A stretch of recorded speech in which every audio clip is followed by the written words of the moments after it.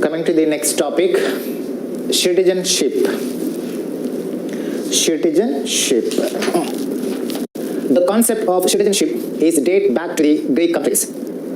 It was first propounded in Greek countries, and the term citizenship is derived from two Greek words, civis and civitas. The term citizenship is derived from two Latin words, sorry, not Greek, two Latin words, civis and civitas. Civis means people, civitas means city or town. From these terms, we can say that citizenship is nothing but a position or status of being a citizen of a particular country is nothing but citizenship. The definition is the position or status being a citizen of a particular country, is referred as citizenship. The position and the status being a citizen of a country is stated as the citizenship. Citizenship is nothing but the identification of a person in a particular country. Citizenship is the official identification of a person who is living in a certain country. Citizenship gives a particular status. Citizenship gives a position to the person to enjoy what the rights are given by the country, by the constitution.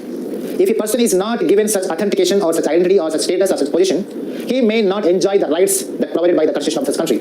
If I am a citizen of India, then I can enjoy all the rights that are provided by the Indian constitution. If I am not recognized as an Indian citizen, I may not have any rights to enjoy the freedom in our country, in this country. So, citizenship provides a person to enjoy all rights provided by the constitution of certain country. To summarize these terms and explanations what I have told, citizenship is nothing but the official authentication that is given by a certain country. Okay, the term citizenship is derived from two Latin words, civis and civitas. Civis means people, civitas means town. The concept of citizenship is dated back to the Greek countries. In general, the people who are living in a country are classified into two categories. The people who are living in a certain state or country are classified into two categories. One, citizens, and second category is aliens. The people who are living in a country, officially or unofficially or in another way, are classified into two categories, citizens and aliens. Citizens are the people who are officially identified by the country as a citizen of the country. And aliens are nothing but the foreigners. For example, if a person comes from America to do some work in our India, he's staying for the last 7 months or 8 months, he is an alien. I was born here, I'm living here since last 10 years or 20 years, I have my all authentication cards given by the government of India, I'm Indian citizen. So alien is nothing but a foreigner who come from abroad for the purpose of working or whatever it could be. Citizen is the original person who born on the soil of that country is citizen. Aliens are again classified into two categories, friendly aliens and enemy aliens. Aliens can be classified again into two categories, friendly aliens and enemy aliens. And enemy, we have foreigners. In India, the Indian citizens enjoys some unique rights that are provided by Indian constitution. They are, as per article number 15, as per article number 16, the rights which are provided, and as per article number 29, as per article number 30, and also as per article number 19. These 5 articles are only applicable to the Indian citizens. These are not applicable for other aliens. Aliens means people from other countries who came to India, like foreigners. As per article number 15, right against discrimination of caste, race, religion, sex, and place of birth. All Indian citizens are given equal rights, equal opportunities, and no Indian citizen is discriminated on the grounds of race, religion, sex, caste, and place of birth. This is only applicable for Indian citizens. So what article number 15 refers to that? The state do not discriminate any Indian citizens on the grounds of race, religion, sex, caste, and place of birth. And article number 16, equal opportunities in employment. Article 16, the summary of article 16 is providing equal opportunities in employment. So the state do not discriminate any Indian citizens while providing the employment opportunities on the grounds of race, religion, sex, caste, place of birth, residence, and heredity. On the grounds of these 7 concepts what we have discussed already, do not discriminate the citizens by government. Article 19 provides 6 types of freedoms: freedom of speech, freedom of unions, freedom of taking any profession. All these such things, or whatever mentioned under the article number 91, are only provided for and applicable for Indian citizens. Article number 29 refers to the educational and cultural rights that are provided for such minority categories. And also article number 30, such educational institutions are to be established for the implement of minority education system. So this article number 15, the fundamental rights which are provided under article number 15, under article number 16, under article number 19, under article number 29, under article number 30 are only applicable to the Indian citizens only. But in another hand, some constitutional articles, some constitutional rights are provided and applicable to both Indian citizens and aliens. Those are article number 14, article number 20, article number 21, Article number 21A, Article number 22, Article number 23, Article number 24, Article number 25, Article number 27 and 28. These fundamental rights which were provided by the Constitution under Article number 14, right to equality. This is applicable for both Indian and alien. Article number 20, Article number 21, right to live. Article number 21A, right to education. Article number 22, Article number 23, Article number 24, 25, 27, 28. So all these articles will be discussed in detail under the fundamental rights chapter. So just remember, these 5 fundamental rights, Article 15, 16, 19, 29, 30 are only applicable to the Indian citizens. On the other hand, Article 14, 20, 21, 21A, 22, 23, 24, 25, 27 and 28 are applicable to the Indian citizens as well as foreigners too. So in Indian Constitution, citizenship deals with articles number 5 to 11 under the part number 2. The constitutional recognition of citizenship is laid down under the part number 2, deals in between articles number 5 to 11. So citizenship comes under part number 2 of the Constitution. Articles deals with 5 to 11. As for Article number 11, all the powers are vested in the name of Parliament to make any law related to citizenship. So citizenship completely comes under Union list. So as it was a part of Union list, only the Parliament has the authority to make any law relating to the citizenship. So Article number 5 to 11 or deals with the matters related to citizenship. So let us see what the articles actually tells us. Article number 5, citizenship at the commencement of Indian Constitution. Article 5 deals with citizenship at the commencement of Indian Constitution. At the commencement of Indian Constitution. Article 6 deals with rights of citizens of certain persons who have migrated to India from Pakistan. And Article number 7 refers to us rights of citizens of certain migrants to Pakistan from India.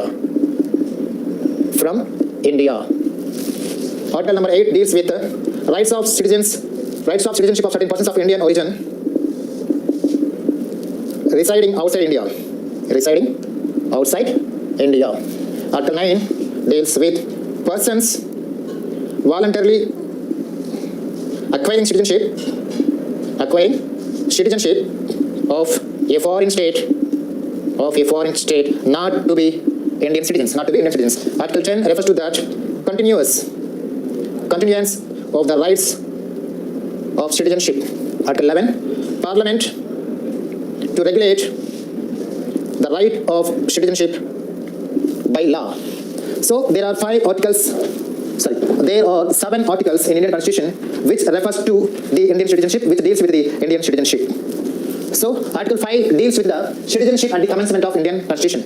So it tells us when Indian Constitution came into existence on January 26, 1950, by the day onwards, who born on the soil of India are declared as Indian by birth. Article 6, rights of citizenship of certain persons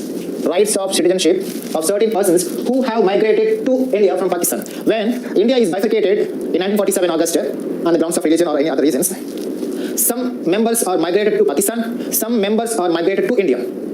On the disputes of the bifurcation of India, many persons are migrated from India to Pakistan and Pakistan to India as migrants. So as per Article number 6, the persons they are declared by 1948 July 19th at Indian Embassy, they are declared Indian citizenship. The migrant means, here you have to know the meaning of migrant, alien and citizenship. Citizen is nothing but the official person that is identified by the government. Alien means the foreigner. Migrant means a migrant is an alien or a foreigner living. Some went from India to Pakistan and again who came back. 7 deals with the citizenship of Article 6. Article 6 deals with the migrants who came from Pakistan to India, but Article 7 deals with the citizenship of migrants who went from India to Pakistan and again who came back to India, who returned to India. So such persons who returned from Pakistan again to India, they are to be notified, or they are to be guided, they are to be suggested, who registered their names at Indian Commissionerate by March 21st, 1940 are given Indian citizenship. And Article 8 deals, but these two persons in such cases under Article number 6 and 7, they must be identified as a citizen of India as per Article 8 to Indian citizens, then automatically he will be given the Indian citizenship. Okay, this means citizenship by blood. Next, Article number 9, persons voluntarily acquiring citizenship of a foreign state not to be Indian citizen. The persons who are voluntarily acquiring the citizenship of a foreign state without intimating the Indian government, without taking any permission of Indian government, he would be and his citizenship terminated and his citizenship completely disqualified. That is citizenship by law. Indian citizenship terminated without taking any citizenship, completely disqualified. He would be and his citizenship terminated and his citizenship completely disqualified. That is article number 9. Article 10, continuances of the rights of citizenship, and article number 11 deals with Parliament to regulate the citizenship by law. Article 10 deals with continuance of the rights of citizenship, means an Indian citizenship continues as Indianship only in future. An Indian citizen is always be an Indian citizen. This is the meaning of Article 10. Article 11 means the Parliament is only the authority to make any law relating to the citizenship. So that's why the concept of citizenship comes under the Indian list, so that the central government has only the authority to make any law relating to the citizenship. As per Article number 11 of the Indian Constitution, our Indian Parliament made a law in 1955 with the name of Indian Citizenship Act 1955. So Indian Citizenship Act 1955 was enacted by the Parliament of India in 1955, and it was amended so far. Many times it was amended in 1957, it was amended in 1960, 85, 86, 203, 205, 215, 216, 217, and recently the Act was amended in 2019. So now the Act is known as the Citizenship Amendment Act 2019. So later we will discuss about that burning issue. It is also very, very important in upcoming examinations. Citizenship Amendment Act 2019. Later we will discuss. So as per 1955 Citizenship Act, there are some provisions laid down: methods of acquiring Indian citizenship and methods of losing Indian citizenship. There are four methods are mentioned in Indian citizenship to acquire the Indian citizenship. And loss of citizenship also, there are 3 methods are mentioned in Indian Citizenship Act. So what are the methods of acquiring Indian citizenship? What are the methods of losing Indian citizenship to be discussed in the continuation class?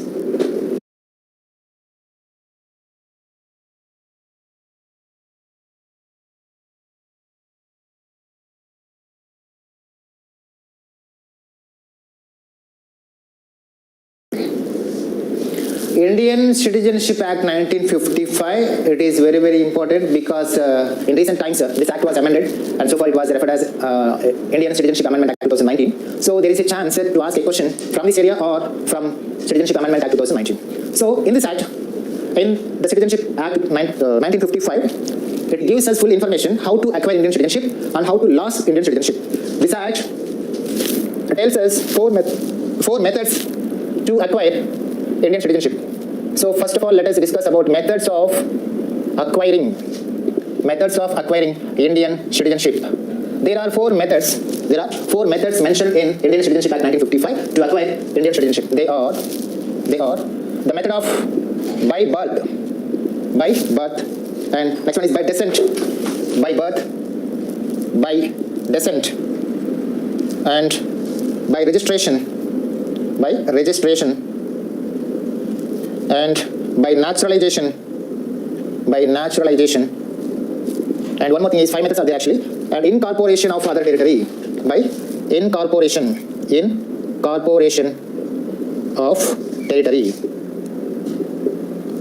These are the 5 methods that were mentioned in Indian Citizenship Act 1955. So by these 5 methods, an individual can get the Indian citizenship. The first one is by birth, the second one is by descent, third one is by registration, fourth one is by naturalization, and fifth one is by incorporation of territory.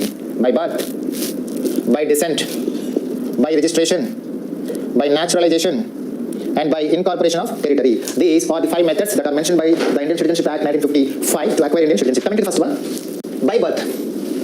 A person who born in India on January 26, 1950 or before 1987 July 1st automatically become an Indian.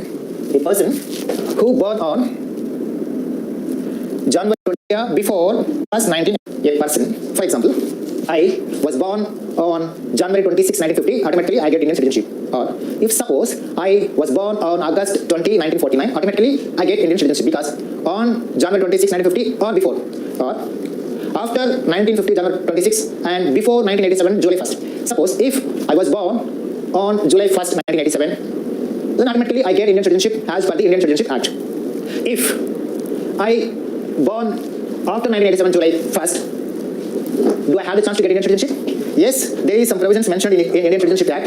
They are, if any person born after 1987 July 1st or before 2004 December 3, 2004, then even though he was born in India in between 1987 July 1st to December 3rd 2004, then his parents, both mother and father, must be Indians, must be citizens of Indians. Otherwise, if any one of them is not a citizen of India, then the born child do not get Indian citizenship. Are you getting my point? If a person born before or on January 26, 1950, automatically gets Indian citizenship. If a person born before July 1st, 1987, he get Indian citizenship if one of his parents are Indian citizens? Suppose if I was born before June 30, 1987, if I want to Indian citizenship, my mother or my father must be Indian citizen. But it was amended later. As per the latest amendment, if I was born before December 3rd, 2004, my both mother and father, my parents must be Indian citizens. If even one of my parents are not Indian citizens, I will not able to get Indian citizenship even though I was born on Indian soil before this date.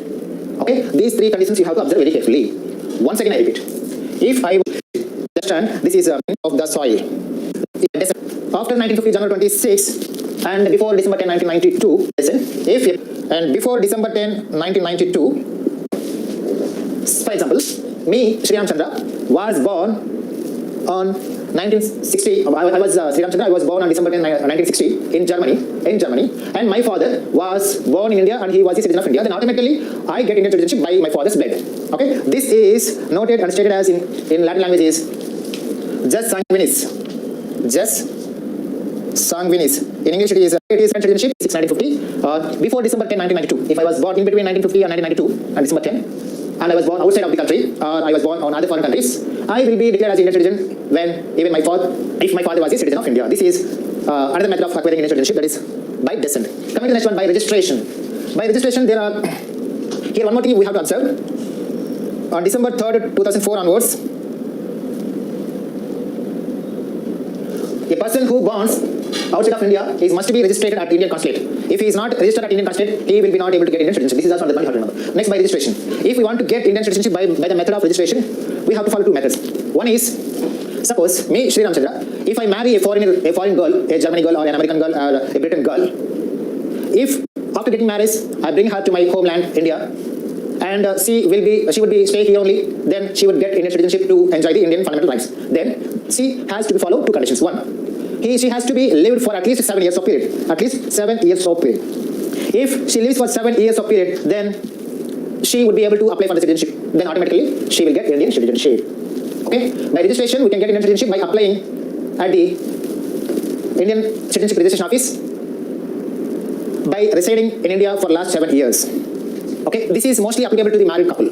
If an Indian marry other foreigner girl or foreigner boy, if they want to get Indian citizenship, they would live in India for 7 years. After 7 years, they would apply at the Citizenship Registration Office and they would submit proper certificates, then automatically he will be provided Indian citizenship. So 7 years is the important term here in this registration. Next, by naturalization. Here, I am not an Indian, I was not born in India, I was not married any Indian, I was completely belongs to foreign state, but I like India. I want to live in India, I want to enjoy the rights of Indian Constitution. Then how can I get Indian citizenship? There is a method that is provided by the Indian Citizenship Act, that is naturalization. To get Indian citizenship in this way, we have to live in India for 14 years. And in the course of 14 years, we resided here, we live in India for the continuously 12 years. Continuously 12 years and 1 year for applying for the application and 1 year for another. So totally, if we live in India for 14 years, then we are able to apply for the citizenship to get in the way of naturalization. And one more condition we have to satisfy, that is, we must know one of official languages recognized by the Constitution of India, which were listed in 8th schedule. 1. Living for the last 14 years. 2. Knowing or speaking fluently in one of the official languages that were listed under 8th schedule that were recognized by the Constitution. If we satisfy these two conditions, we are able to get Indian citizenship. Okay, remember these two things. And next one is by corporation of territory. By registration, 7 years period is necessary. 7 years period is necessary. By naturalization, 14 years. Of these 14 years, we must live continuously for 12 years in India. Okay, so 14 years is necessary. By corporation of territory, this is the last method to acquire Indian citizenship. It means, as a sovereign state, India has the right to acquire any foreign territory. Okay, India, especially Puducherry, Daman, Dadra Nagar Haveli, Goa, these territories were under the control of foreign territories. They were under the control of foreign territories till 1954 and 1961. After, with an agreement, these places were given and determination. There are 3 methods mentioned in Indian Constitution losing Indian citizenship. Number 1 is renunciation. 2. Termination. 3. Deprivation. Indian citizenship can be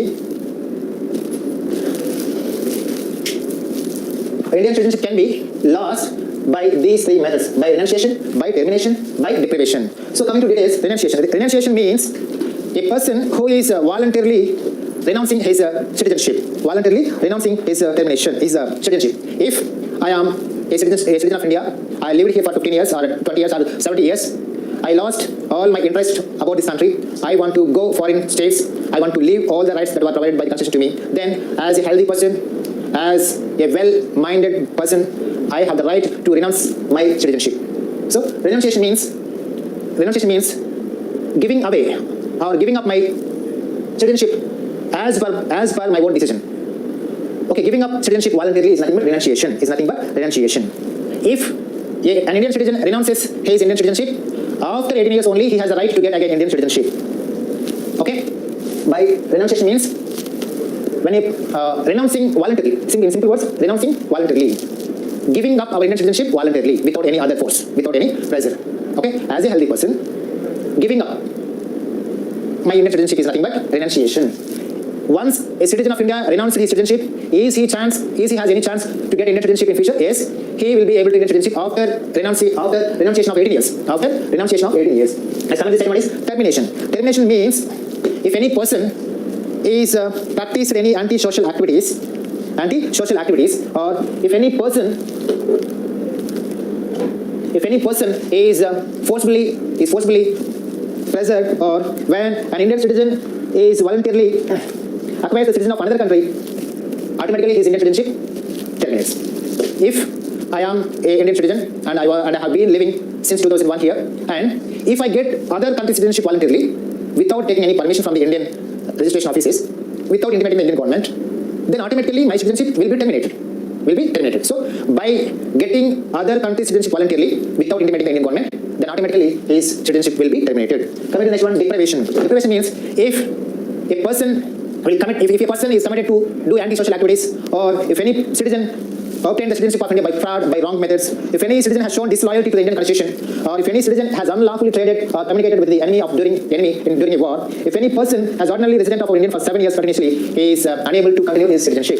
If a person obtained our Indian citizenship in a wrong route or by fraud, if a citizen is shown disloyalty to our Indian Constitution, or is shown disloyalty to our constitutional authorities, or if a person cheated our Indian government in a different anti-social activities, or if a citizen within 5 years after registration or naturalization been imprisoned in any country for 2 years, if a person who gets the Indian citizenship by naturalization or by registration, if he would be imprisoned in another foreign countries for more than 3 years, or deprived, and the person who is been living in other countries for last or related to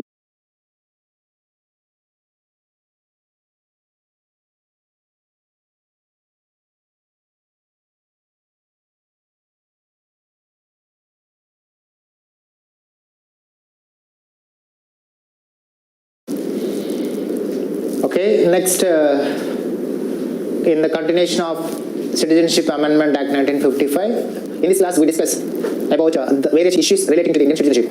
The burning issue is the Citizenship Amendment Act 2019. The Citizenship Amendment Act 2019. Actually, the Citizenship Amendment Act was made by the Parliament of India in 1955, and it was amended many times.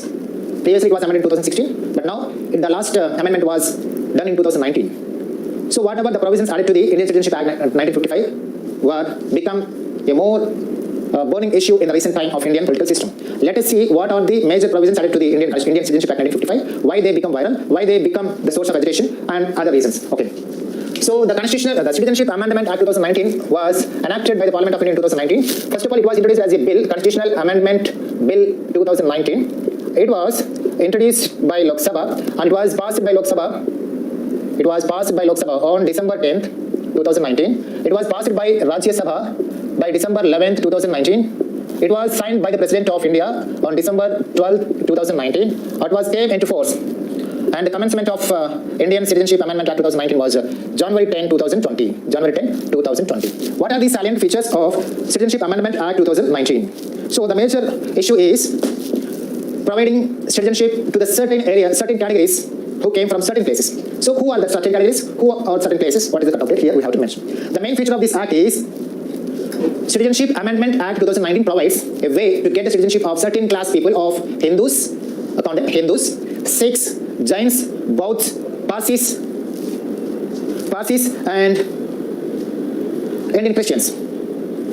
These are non-Muslims. So this act is made to provide citizenship to the certain categories of Hindus,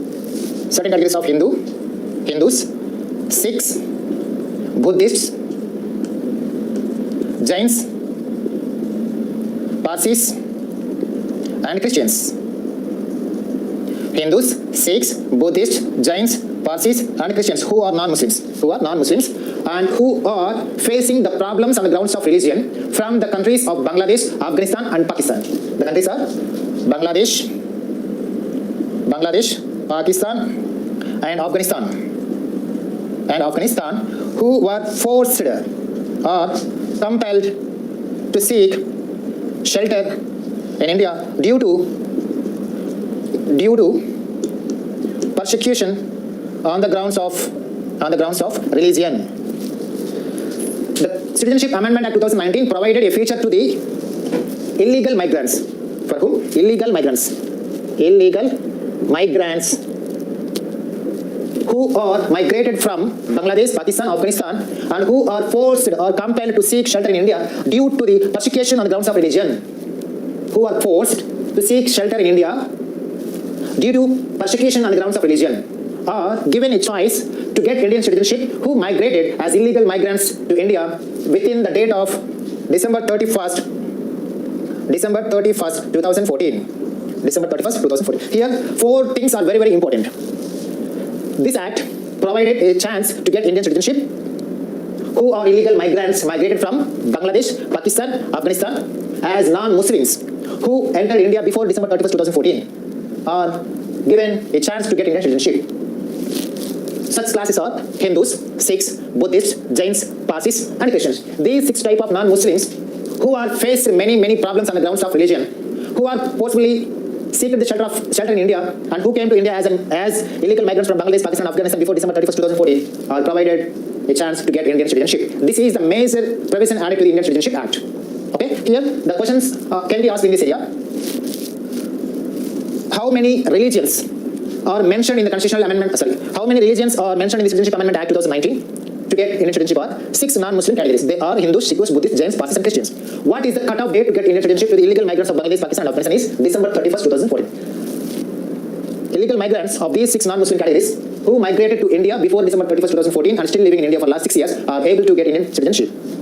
And only the illegal migrants who are provided a provision to get Indian citizenship only from these countries only, these 3 countries only. Only illegal migrants who migrated from Bangladesh, from Pakistan, from Afghanistan. Why? Because these 3 countries are basically Muslim countries. These are non-Muslim categories. So as Muslim countries, they are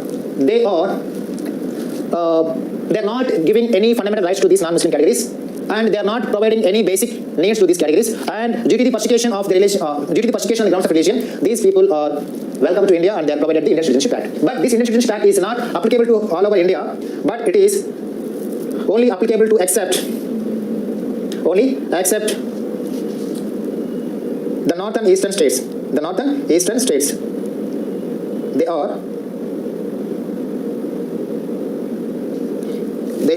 the tribal areas of Assam, the tribal areas of Meghalaya, the tribal areas of Mizoram, and Tripura.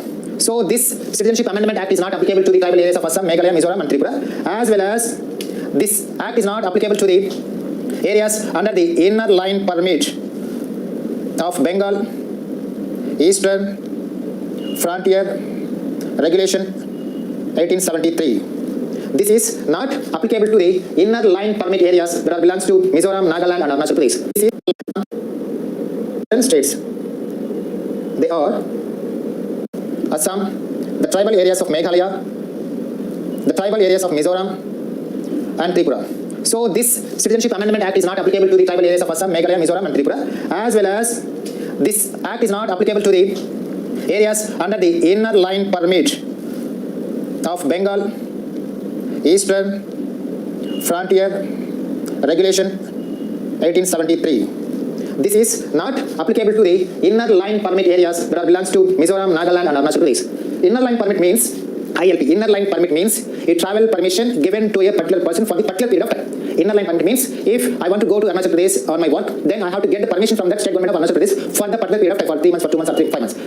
For that period, I have the rights to stay there only. Okay, that is called inner line permit. This is made as per the Bengal Eastern Frontier Regulation Act 1873. So these inner line permit areas are under Arunachal Pradesh, Mizoram and Nagaland. Inner line permits can be seen in Nagaland, Arunachal Pradesh and Mizoram. So this constitutional, the Citizenship Amendment Act is not applicable to the tribal areas of Assam, Meghalaya, Mizoram, Tripura, and also it is not applicable to the inner line permit areas of Arunachal Pradesh, Mizoram and Nagaland. Inner line permit is nothing but a travel permission to stay in a particular area for a particular period of time. This is all about Citizenship Amendment Act 2009. It was passed in Lok Sabha on December 10, it was passed in Rajya Sabha on December 11, it was signed by the President on December 12, and it was came into existence from January 10, 2020. This Amendment Act is provided a provision to the non-Muslims of Hindus, Sikhs, Buddhists, Jains, Parsis and Christians who are illegal migrants from Bangladesh, Pakistan, Afghanistan, or the persecution of religion ground and who came to India before December 31, 2014 are provided a provision to get Indian citizenship. This is not applicable to the tribal areas and this is not applicable to the inner line permit areas. This is one issue. Coming to the next one, coming to the next one is NRC. NRC means National Register of Citizens. NRC means National Register of Citizens. National Register of Citizens. National Register of Citizens. What is National Register of Citizens? National Register of Citizens is nothing but to find out the Indian citizens. NRC is nothing but a register that is maintained by the government of India to identify the real Indians. The first National Register of Citizens is prepared as per the 1951 census report, and after it was not updated yet. The first NRC was prepared in 1951 as per the 1951 census. NRC is maintained by the central government of India, to identify the real citizens of India. In India, different types of people are living. Some people are legal migrants, some people are illegal migrants, some people are foreigners, some people are anti-social activities. So different types of people are living in India. But Indian government and state governments are implementing many welfare schemes, many development schemes. But to implement such schemes, to implement such projects perfectly, the government needs to be perfect data about the Indian citizens who are real Indians. So NRC finds out the real Indians. The first NRC was prepared in 1951. After that, it was not updated yet. But still, in Assam, the NRC was maintaining. The first time in 2013, Assam NRC was made. The final report of Assam was released on August 31st, 2019. So in total, 3,30,27,671 members are applied for the Assam NRC, and finally, only 3,11,21,004 members are only got a chance in NRC, and remaining 19,06,657 members are not find any place in NRC. Okay. Why NRC is being prepared in Assam only? It has one reason. That reason means in 1971, a battle was fought against India and Pakistan on behalf of Bangladesh. So we entered the battle on behalf of Bangladesh to make it a freedom independent state. We fought against Pakistan and we made it clear. So at the time of the war, many people are migrated illegally from Bangladesh to the neighboring states. Assam is very nearest to the Bangladesh. As a reason of that one, at the time of the battle, at the time of the war in 1971, many people are entered Assam in 1971. This led a major problem to the local Assamese. The non-local Assamese who migrated from Bangladesh are getting many chances, many opportunities in education, employment and other activities. This is the main reason that Assamese started a big agitation or big movement against the non-Assamese. This issue was noticed by the Supreme Court of India and ordered Supreme Court Assam government to conduct and to release the final NRC. As a result of Supreme Court suggestion and verdict, the Assam government conducted final NRC and its report was released on August 31st, 2019. And totally 3,30,27,661 people are applied to get the chance to get place in NRC. Out of 3.3 crore, 3,11,21,004 members got the place in Assam NRC. The people who got the place in Assam NRC are real Assamese. They will be provided all welfare schemes, all government schemes, all fundamental rights. Remaining 19,06,657 members are not got any place in NRC, means they are not local Assamese. And for this NRC, Assamese NRC, the cutoff date was given to 1971 March 24. If we want to get place in Assam NRC, or if we want to prove ourselves as Assami, as local, we have to submit some documents to the government of Assam that we are living before 1971 March 24. This is the cutoff date of Assam NRC. By March 24, 1971, we have to submit some identity proofs to get a place in Assam, that is birth certificate or LIC policy, refugee registration certificate or land and tenancy records, citizenship certificate, passport, government issued license, bank or post office account, permanent residential certificate or government employment certificate or education certificate or court records. Of these, any one of the certificate has to be submitted to the Assam government or officers, then only we would be identified as the local Assami. Otherwise, we would not be identified as the local Assami. So, of 3.3 crore of Assamese who applied for NRC, only 3.11 crore only got the place in Assam NRC. Remaining 19.6 lakh people did not get any place Why? Because they could not be submitted proper identification certificates. So the people who are living before 1971 by March 24 has to be submitted to the proper identity records to the officials and to get place. Okay, this is NRC. But recent times in November 2019, our Home Minister Amit Shah declared or announced that they will be going to conduct a NRC, or they will be going to prepare all over India NRC that led many fears and problems to the Muslim category people especially. Okay, to find out the real Indians. Okay. It is very useful to find out the real residents of the city, real residents of India. Okay, the first NRC was prepared in India in 1951 after 1951 census. The first NRC of India was not updated yet. But when the war was broke out between India and Pakistan in 1971, many people were illegally entered Assam from Bangladesh, and the illegal residents, the number of illegal residents who migrated from Bangladesh to Assam increased, and they are getting many chances, many opportunities in education, employment in other activities. It led the main reason to education done by the local Assamese, and so as per the Supreme Court guidelines in 2013. Finally, Assam government released the official NRC report in 2019 on August 31st. Okay, the cutoff date of Assam NRC is 1971 March 24. Okay, coming to next one, NPR. NPR stands for National Population Register. National Population Register. It is a register of usual residents of India. Usual residents in India. Usual residents of India. NPR, NRC are different. NPR means National Population Register. It is a register of usual residents. Whatever they are actually belongs to, it is not the matter. The people who are living in India, either they may be illegal migrants, they may be foreigners, they belong to any other country. For last 6 months, who are living in a particular area are to be identified as usual resident. This NPR is conducted from 2020 April to September, means before census. For every 10 years, census was conducted in India. Before census, NPR is also conducted. NPR is the normal or formal information document of the residents. Which type of residents? Only usual residents. As per NPR, who is a usual resident? A person who is living in India in a place for last 6 months is known as a usual resident. NPR is the formal document of all the residents. Either they are real Indians or unreal Indians, or they are illegal migrants or legal migrants. Either they are refugees or not. It is not a matter. NPR is only a document of information about the residents who are living in India for a particular period of 6 months at a particular place. Okay. So NPR is conducted before census. If once we take NPR, as per NPR, census will be calculated or conducted. These are the main issues related to the Indian citizenship. Okay. NPR, NRC, there is a slightly different. So, Citizenship Amendment Act 2019 is very, very important. Cut-off date, non-Muslim 6 categories, 3 countries, Bangladesh, Pakistan, Afghanistan, and not applicable to tribal areas of Assam, Meghalaya, Mizoram, Tripura, and inner line permit. And what is inner line permit? There are Arunachal Pradesh, Nagaland, Mizoram have inner line permit states, and it was prepared as per the Bengal Eastern Frontier Regulation Act 1873. Yes, this is the burning issues of Indian citizenship and its related issues.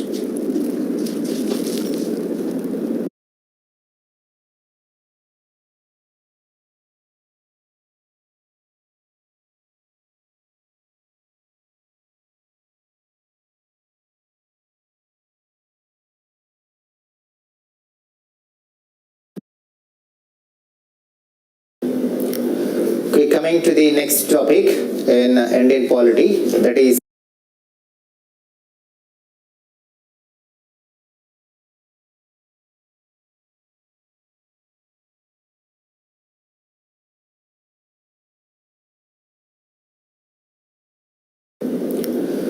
coming to the next topic in Indian polity, that is one of the most important topics, fundamental rights. Fundamental rights is one of the most expected topics in the examination point of view, and it is also very, very important not only in the point of examinations but also in the point of general view. As a citizen of India, one should know what the rights are provided by the Constitution and how he has the right to get such fundamental rights.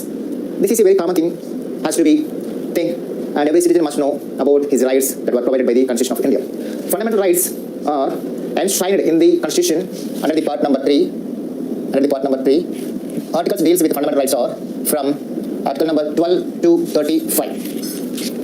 Fundamental rights are enshrined in part 3 of the Constitution, and articles from 12 to 35 are deals with the fundamental rights concepts. This chapter, the third part of the Constitution is very, very important because it is the most important thing to the country of Constitution. The is considered as the Magna Carta of our Indian Constitution. Indian Magna Carta of our Indian Constitution. Of our Indian Constitution. Why the third part of the Constitution is considered as the Magna Carta of our Indian Constitution? Because the most important fundamental rights are being provided to the citizens. Without these fundamental rights, it is not at all easy to develop in a society in all areas, in all angles. Without rights provided by the Constitution or provided by the government, a citizen cannot develop in his point of view. when the rights are provided to us, then we can easily get all our equal opportunities. Education once was not a fundamental right during the British Empire or during ancient periods. Education is the key role to develop. But today, education is the fundamental right in India. So that every child, whatever he belongs to the community or caste, has the right to get the compulsory free education in India. If he will be educated, then automatically he will get more opportunities and he will become more powerful and more intellectual and more dignified. So that fundamental rights are the basic things to any citizens to develop in a society.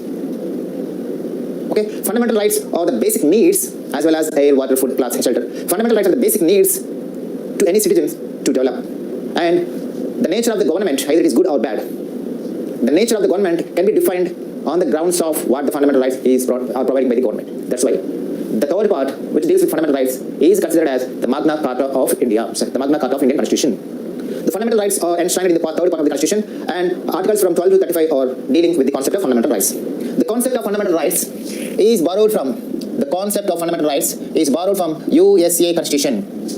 USA Constitution. But whatever the concept of fundamental rights is borrowed from US Constitution, but in our Indian Constitution, the fundamental rights are broadly widened, broadly strengthened. But in American Constitution, the fundamental rights are not broadly widened, not broadly strengthened, and they are limited. In this way, our fundamental rights are more broader than American fundamental rights. Only the concept is derived from or borrowed from the American Constitution. What is the historical background of fundamental rights? History or historical background of in the world. Rights to Britain. John of and the announcement is popularly called as Magna Carta. And the first time in 1215, then the King of Britain, John Edwards, then the King, and the announcement is popularly called as Magna Carta. And the first time in 1215, then the King of Britain, John Edwards, then the King of Britain, John Edwards, he was then the King of Britain. In 1215, John Edwards announced and recognized some rights, and they were provided to the people of Britain. This is the first announcement about rights in the world, and so it is called as Magna Carta.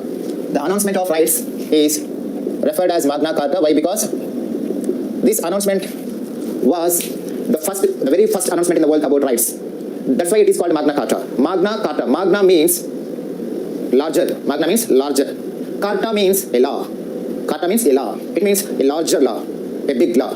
So Magna means larger. Carta means law or act. Okay. So in 1215, the King of Britain, John Edwards, recognized some rights and announced and provided the same rights to the citizen of Britain. And this was the very first announcement relating to the rights in the world. And so it is called the Magna Carta of rights in the world. Later, in 1689, in England, the Britain Parliament had recognized the rights what were announced by the Joint Parliament.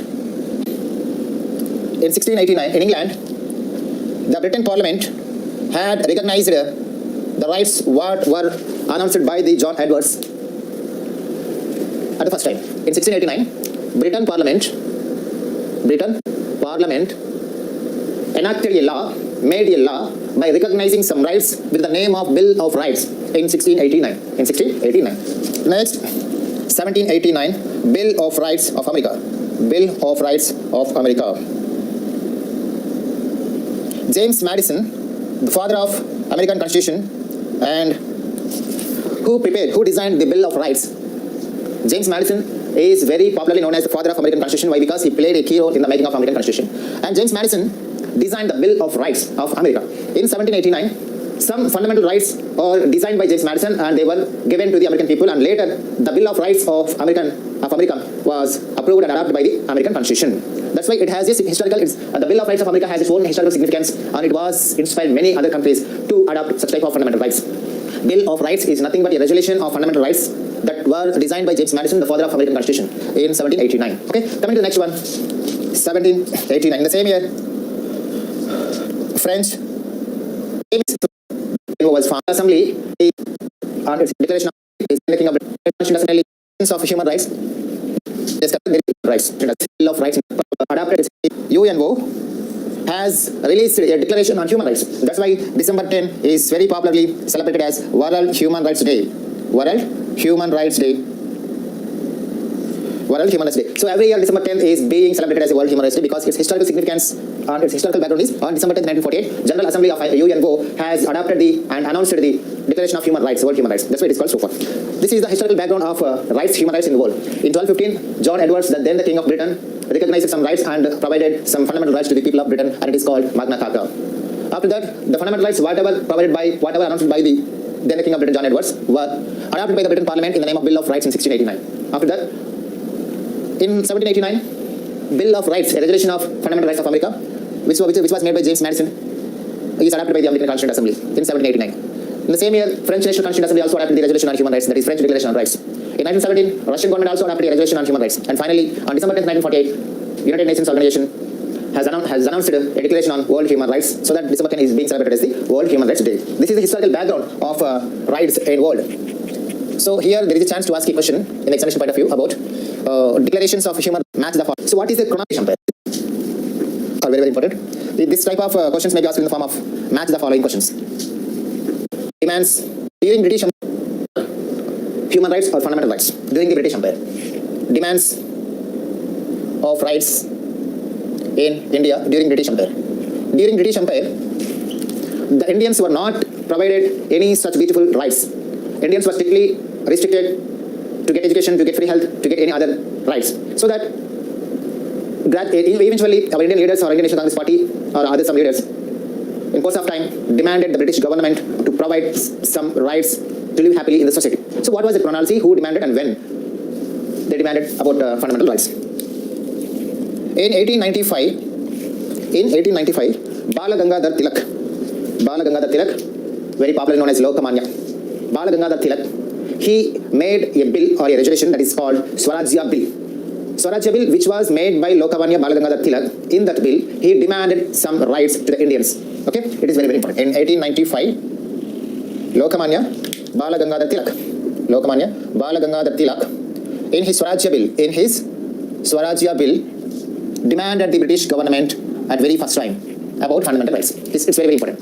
Who demanded the British government for the fundamental rights of Indian citizens at very first time was Bala Gangadhar Tilak by means of Swarajya Bill. Okay, in 1895. Later, in 1911, Indian National Congress Party also demanded the British government about some fundamental rights. And in 1922, Mahatma Gandhi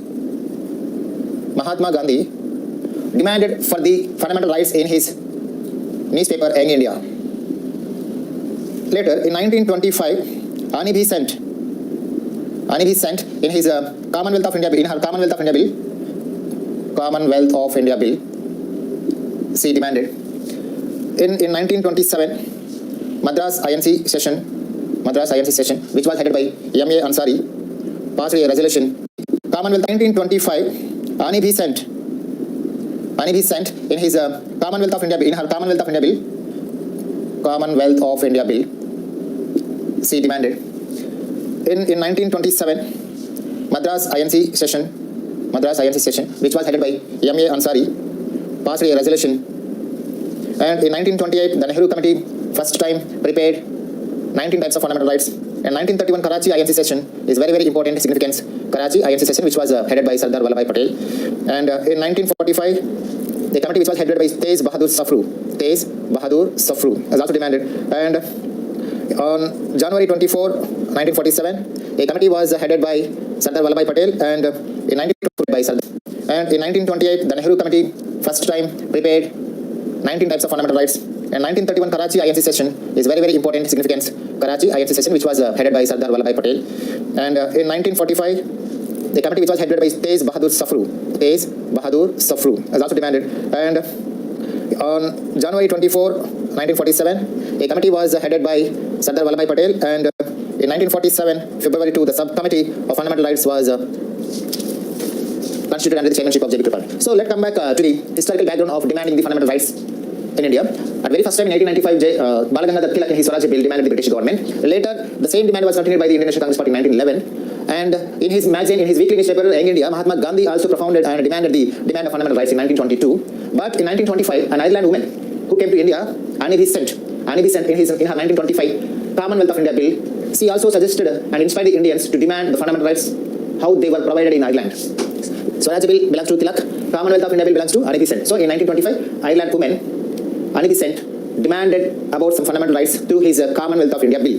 In 1927, there was INC session was held at Madras. Indian National Congress Party session, annual session was held in 1927 at Madras INC session, which was headed by M.A. Ansari, passed a resolution about the fundamental rights. In the same year 1927, a commission was sent to India, that is Simon Commission to look into the matters of the present scenario of Indian society. Why? Because in earlier to the 1927 Simon Commission, the British government enacted 1919 Montagu Chelmsford Reforms Act, and it was not satisfied the Indian expectations, so that Indians were started agitation against the British Empire, and then in 1927 Simon Commission was sent to India to look into the matters. But the Simon Commission was strongly rejected by the Indians, and at many places agitations were conducted against him. As the conditions are being observed, then the Secretary of State of India challenged Indian leaders to make a law or to make a constitution which can satisfy all types of Indians in the society. By taking the challenge of that Secretary of State's words, Indian National Congress Party has instituted a committee to frame a model constitution headed by Motilal Nehru. Motilal Nehru Committee submitted its report on August 10, 1928 to the INC. That was the first model constitution, the first draft of the constitution which was made by Indians. That is called Nehru Report. Nehru Report, which was submitted by Motilal Nehru team on August 10, 1928 to the INC, is referred as the model constitution to the Indian original constitution. Why? Because that was the first constitution which was prepared by Indians. And the Motilal Nehru Report also stated 19 types of fundamental rights. 19 types of fundamental rights. 19 types of fundamental rights. It is very, very important. At the very first time, Nehru Report provided Indian citizens 19 types of fundamental rights. Later, in 1931, based on Nehru Report, there was an annual session of Indian National Congress Party was held at Karachi in 1931, which was headed by Sardar Vallabhbhai Patel. Based on the summary of Nehru Report, in Karachi INC session, the Congress Party has introduced a resolution to adopt fundamental rights. So Karachi session, as per the Karachi session's resolution, Congress Party adopted the concept of fundamental rights. It is very, very important. In which session Congress Party adopted the concept of fundamental rights means it is 1931 Karachi INC session. Okay. After that, in 1945, an intellectual committee was constituted under the chairmanship of Tej Bahadur Shafru. This Tej Bahadur Shafru committee also demanded the concept of fundamental rights. And finally, when the Constituent Assembly was came into force, it was constituted a committee, an advisory committee on fundamental rights, minority rights, and other things, was headed by Sardar Vallabhbhai Patel on January 24, 1947. This advisory committee was again further divided into some subcommittees. The subcommittee on fundamental rights was constituted on February 12, 1947 by the leadership of J.B. Kripalani. Very, very important. The subcommittee of fundamental rights was constituted on February 12 in 1947 by the chairmanship of J.B. Kripalani. But the committee of fundamental rights is formed by Constituent Assembly in 1947 on January 24 by the chairmanship of Sardar Vallabhbhai Patel. Different. Okay, subcommittee on fundamental rights is chaired by J.B. Kripalani, but the committee of fundamental rights is chaired by Sardar Vallabhbhai Patel. So, as per the recommendations and as per the suggestions given by these committee and subcommittees, the government of India take the concept of fundamental rights from American Constitution and enshrined them under the part number 3 in between Article 12 to 35. And this is the historical background of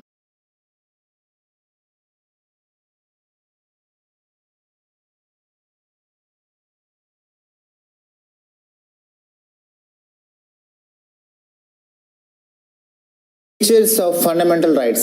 Salient features of fundamental rights.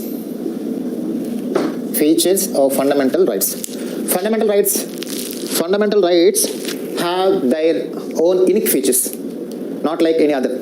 Fundamental rights have their own unique features. Whatever the fundamental rights are provided by the Constitution of India in part number 3 in between 12 to 35 articles, they have some special features. And the examination point of view also it is very, very important. Which of the following is not a feature of fundamental right, or which of the following are the features of fundamental right? Like that questions can be asked. Okay, so that you can focus on this area also. Fundamental rights or fundamental rights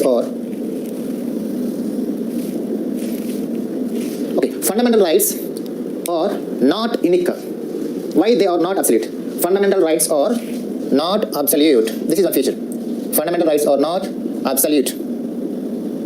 Why they are not absolute? Fundamental rights are unique. They have some unique features. But here, I'm telling, fundamental rights are not absolute. Here, what is the meaning of not absolute? Absolute means which cannot be changed. Absolute means which cannot be changed. But fundamental rights can be changed. Fundamental rights can be changed. Who can change the nature of the fundamental rights? Who can change, or who can modify, who can add, or who can delete fundamental rights? So for all these things, we have the answer is Parliament in India is the authority to amend fundamental rights with constitutional amendment acts.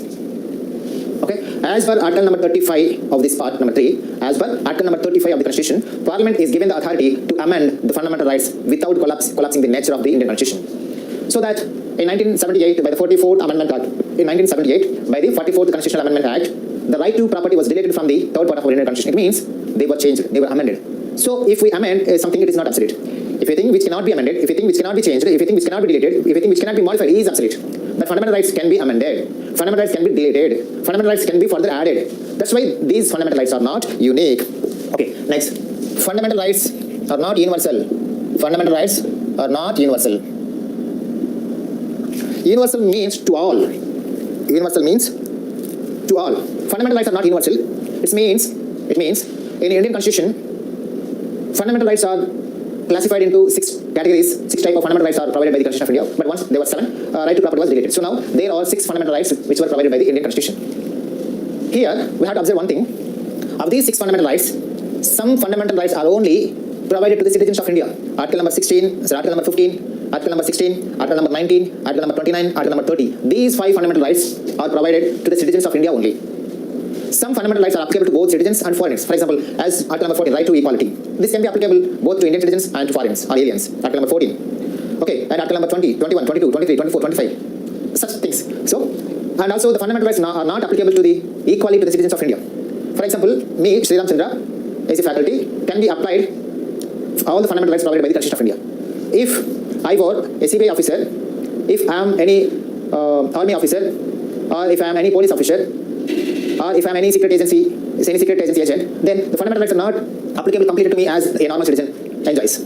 Normal citizens can enjoy all types of fundamental rights in Indian Constitution, but some special persons, some special categories of militaries, police, bureaucracy, such persons, such categories of people have some restrictions, have some limits because of their duty, because of their functions. They are restricted by their responsibility, so that they cannot enjoy the fundamental rights equally as an ordinary person can do. Army, Indian Army are also citizens of India, but they cannot be granted fundamental rights completely because they have a duty to protect our India, to save India, so that they have to keep some things in secretly.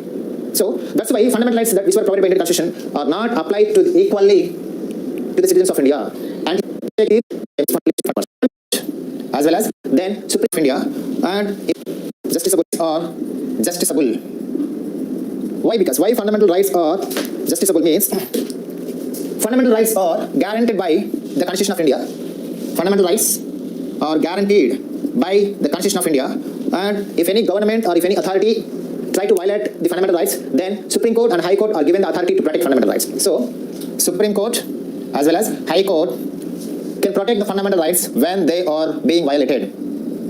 Okay, that's why these fundamental rights are protected by the Supreme Court of India as per Article number 32 and by the High Courts of India as per Article number 226. So Supreme Court as well as High Court can protect the fundamental rights when they are being violated.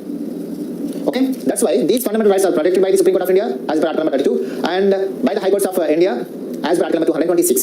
So that means if our fundamental rights are not applied or violated by the governments or by any government official or by any authority, by any government authority or any public authority or any private authority, then we can directly apply the same thing in the courts, especially in Supreme Court or High Court. Then Supreme Court and High Court can give a guarantee to protect our fundamental rights, and they issue a special order which we call the writs. They issue some special writs to protect the fundamental rights. So Indian Constitution, the third part is completely protected by the Supreme Court and High Court. That's why fundamental rights are justiciable. The fundamental rights are justiciable. Okay, why they are justiciable? They are being protected by the Supreme Court and High Court. Okay, that's why fundamental rights are justiciable.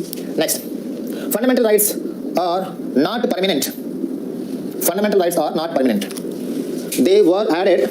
Fundamental rights are enshrined in the part number 3 of the Constitution, but they are not permanent. Why? Because any part of the Constitution is not permanent. Why? Because as per Article number 368, the Parliament of India has given the authority to amend any part of Constitution. So that if we have to change any part of the Constitution, then we can amend the Constitution as per the Parliament law. So that even the Parliament has also authority to delete the fundamental rights from the part number 3. Already we have discussed right to property is deleted from the part number 3 in 1978 by the 44th Constitutional Amendment Act. It means fundamental rights are not permanent. They can be deleted. But there is one thing. If we want to delete all the fundamental rights, all 6 fundamental rights, all part number 3 completely from the Constitution, then it is only done by the new Constitution Assembly's discussions and deliberations. But if we want to delete any one of the fundamental rights from the Constitution, it is necessary of the amendment of the Constitution. But if we want to delete all the fundamental rights from part number 3, or if we want to delete the part number 3 from the Constitution completely, then it is only done by the new Constituent Assembly. So this is very, very important. To delete part number 3 from the Constitution, what do we need? We have to set up a new Constituent Assembly again. Then only the Constituent Assembly would delete the part number 3 from the Constitution. Or if we want to amend the fundamental rights, we can do that with the Parliament actions. These are the 2 things you have to observe. to delete part number 3 from the constitution complete. Part number 3. Then one is as per article. Next one is the constitution amended. Fundamental rights can be amended. So as per article number 35 of the constitution, as per article number 35 of the part number 3 of the constitution, the parliament is given the authority to amend the fundamental rights. Next one is fundamental rights can be suspended. Can be suspended. Okay, when the emergency was proclaimed by the President of India, when emergency was proclaimed by the President of India, then all the fundamental rights except Article 21 and 22, all the fundamental rights except Article 21 and 22 can be suspended temporarily. Okay, in 1962, when the war was broke out between India and China, then the President of India, Sarvepalli Radhakrishnan, proclaimed first national emergency. Okay, up to 1967. What happens when national emergency was proclaimed? When national emergency was proclaimed, fundamental rights are restricted to the people. Completely restricted. Means Article number 19 is restricted, Article number 14 restricted, Article number 15 restricted. The people are given some restrictions not to come outside, not to gather together, and not to do some more things. But when the emergency came to an end, again the fundamental rights can be restored. The fundamental rights can be restored. So the suspension of fundamental rights is only temporary thing, not a permanent thing. The suspension of fundamental rights is a temporary thing, not a permanent thing. When fundamental rights will be suspended during emergency? Who can suspend the fundamental rights? President of India. But President of India can suspend the fundamental rights only on the written recommendations of the cabinet. Only on the written recommendations of cabinet. Without the written recommendations of cabinet, the president has no authority to proclaim the national emergency. This is important thing you have to observe. When the cabinet ministers or the council of ministers recommended or suggested the president of India in a written mode, then only president can proclaim the national emergency. When national emergency is proclaimed in the country, then the fundamental rights are temporarily suspended, except right to leave Article 22 and Article 21 and Article 22. So fundamental rights can be suspended, and fundamental rights are directly we are providing 6 types of fundamental rights. Most of them are directly enforceable. For example, Article number 14, right to equality. There is no need of making any law to implement Article 14. So Article 14 can be enforceable directly. But some of the fundamental rights are not directly enforceable, but it needs some law to implement them. Coming to the Article number 17. Article number 17, what tells about this? Article number tells about abolition of untouchability. Abolition of untouchability. To enforce the concept of abolition of untouchability, the government need to make a law. So that some fundamental rights are directly enforceable, whereas some fundamental rights are not directly enforceable. Some fundamental rights need to make a law to implement them.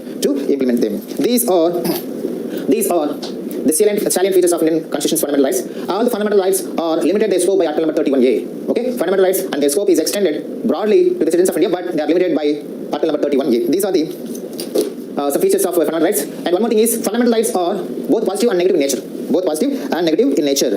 Why? Because all the fundamental rights are available against the arbitrary actions of the government. Fundamental rights are available against the arbitrary actions of the state government. It means fundamental rights can limit the powers of the government. They are available against the arbitrary actions of state means the fundamental rights limits the powers of the government not to do something. They are negative in nature. But some fundamental rights are positive in nature. But they are positive in nature. They are very positive in nature because all the citizens of India are freely given the broad freedom, or the fundamental rights are given to the citizens of India broadly, in broad category or in broad way. That's why fundamental rights are positive in nature to the citizens of India. Fundamental rights are negative in nature to the actions of Indian governments. Okay, these are the two things you have to observe. Why fundamental rights are negative? Why fundamental rights are positive? Fundamental rights restricts the actions of government. That's why they are negative in nature, because they never allow the government to violate the fundamental rights. But they are positive in nature. Why? Because the fundamental rights provide many equal opportunities to grow in an all-round way. Okay, in the point of view of the citizens of India, they are in positive, but they are negative in the actions of government. Why? If they are violating the fundamental rights. So these are all the features of fundamental rights. They are not absolute because they can be amended. They are not universal. They are not applicable equal to all types of citizens. They are justiciable because they are being protected by the Supreme Court and High Court. They are not permanent because they can be deleted from the Constitution. They can be amended as per Article number 35 of the Constitution, and they can be suspended. When emergency is proclaimed by the President, they can be suspended. And there are some positive and some negative. So these are the salient features of the fundamental rights. And there is a chance to ask question: which of the following is not a feature of fundamental right? Or the question may be like this: which are the salient features of fundamental rights? There are two scopes. There are two chances to ask a question on this area.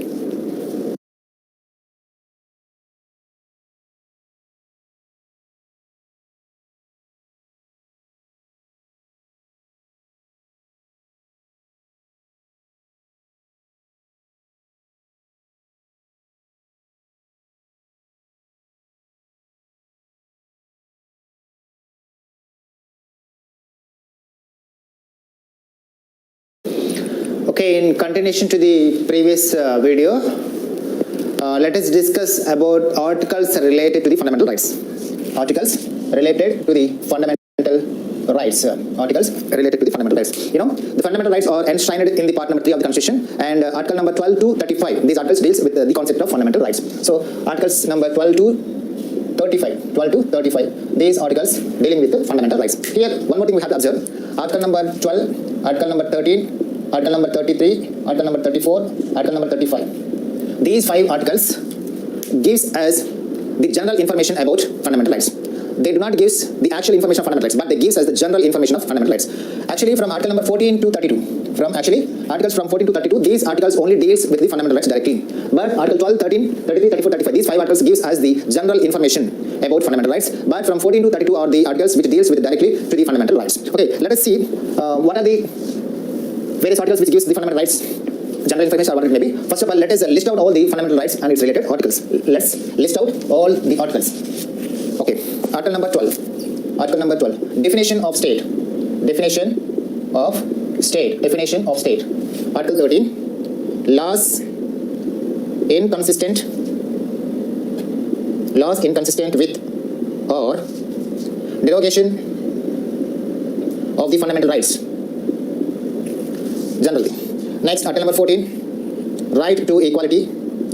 Right to equality. Article 15. Prohibition of discrimination. Prohibition of discrimination on the grounds of race, religion, caste, sex, or place of birth. Article 16. Equality of matters. Equality of matters of public employment. Article 17. Abolition of untouchability. Abolition of untouchability. Article 18. Abolition of titles. Abolition of titles. Article 19. Protection of certain freedoms. Protection of certain rights regarding freedom of speech and etc. Article 20. Protection in respect of conviction for offences. Conviction for offences. Article 21. Protection of life. Protection of life and personal liberty. Article 21A. Right to education. Right to education. Article 22. Protection against arrest. Protection against arrest and detention in certain cases. Article 23. Article 23. Prohibition of traffic in human beings and labor.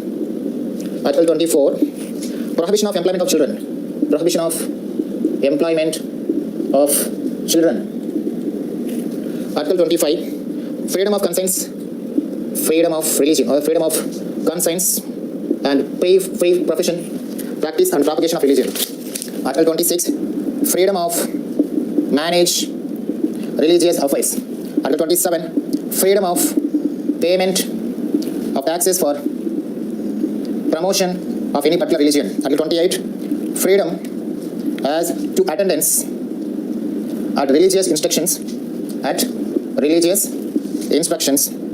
or religious worship in certain educational instruments. Article 29. Protection of the interests of minorities.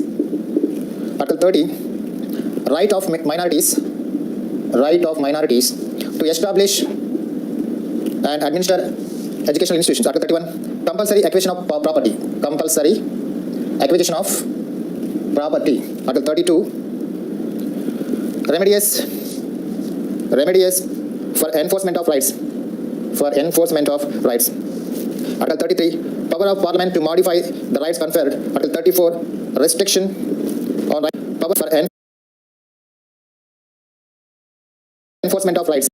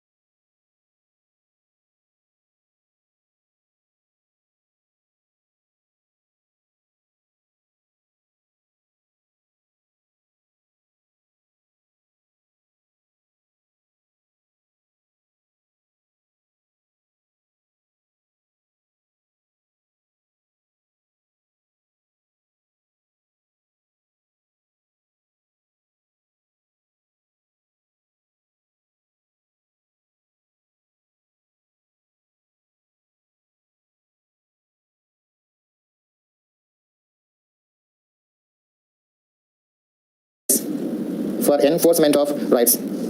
Article 33, power of Parliament to modify the rights conferred. Article 34, restriction on rights conferred by powers with material. Article 35, legislation due to effect to the provisions of this part. So, these are the articles. Material. Article 35, legislation conferred. Article 34, restriction on rights conferred by powers with material. Article 35, legislation due to effect to the provisions of this part. So, these are the articles deals with fundamental rights. Article 12, Article 13, whereas Article 33, Article 34, Article 35, these articles gives you the general information of fundamental rights. Article 31, compulsory acquisition of property or right to property is related from the Indian Constitution in 1978 by the 44th Constitutional Amendment Act. Okay, so now there are 6 fundamental rights, but there are 7 fundamental rights in our original Constitution, but this right to property or compulsory acquisition of property is related from Indian Constitution or not Indian Constitution, it was related from the part number 3 of Indian Constitution, and it was inserted under the part number 12 of the Constitution under the article number 300A. Right to property is deleted from the part number 3 of the Constitution, and it was inserted or incorporated under the part number 12 with article number 300A. Okay, let us classify the fundamental rights of Indian Constitution. Now there are 6 fundamental rights. First one is right to equality. Right to equality. This is the first fundamental right provided by the Indian Constitution. It deals with article number 14 to 18. Article numbers 14 to 18. Right to equality means samanatvapu hakku. So under this category, article number 14, right to equality. Article number 15, prohibition of discrimination on the grounds of race, religion, sex, caste, and place of birth. And article number 16 deals with the equality of matters of public employment. Article 17, abolition of untouchability. Article 18, abolition of titles. So these 5 articles comes under the first fundamental right. The fundamental right is right to equality. Article 14 to 18. These 5 articles deals with the right to equality. Later we will discuss in detail about each and everything. Next, coming to the next one is right to freedom. The second fundamental right is right to freedom. Right to freedom. So articles comes under these article number 19, 20, 21, 21A and 22. So articles from 19 to 22 comes under right to freedom.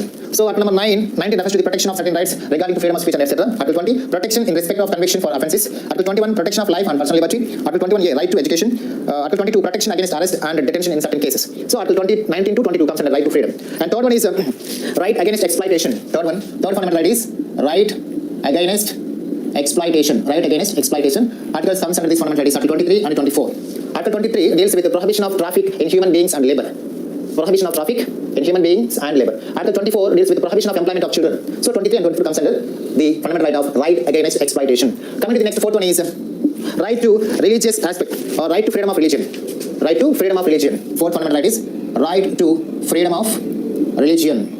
Right to freedom of religion. Articles covered in this area is Article 25, freedom of conscience and free practice. Article 26, freedom of managing religious institutions or organizations. 27, freedom of payment of taxes for a particular religious institution. 28, freedom as to attendance at religious institutions or whatever it may be. So 25 to 28. 25 to 28 articles comes under the fourth fundamental right of right to freedom of religion. Right to freedom of religion. Ultimate next fundamental right is fifth one, cultural and educational rights. Cultural and educational rights. These 2 articles are provided for the rights of minorities. Article 28, Article 29, 30.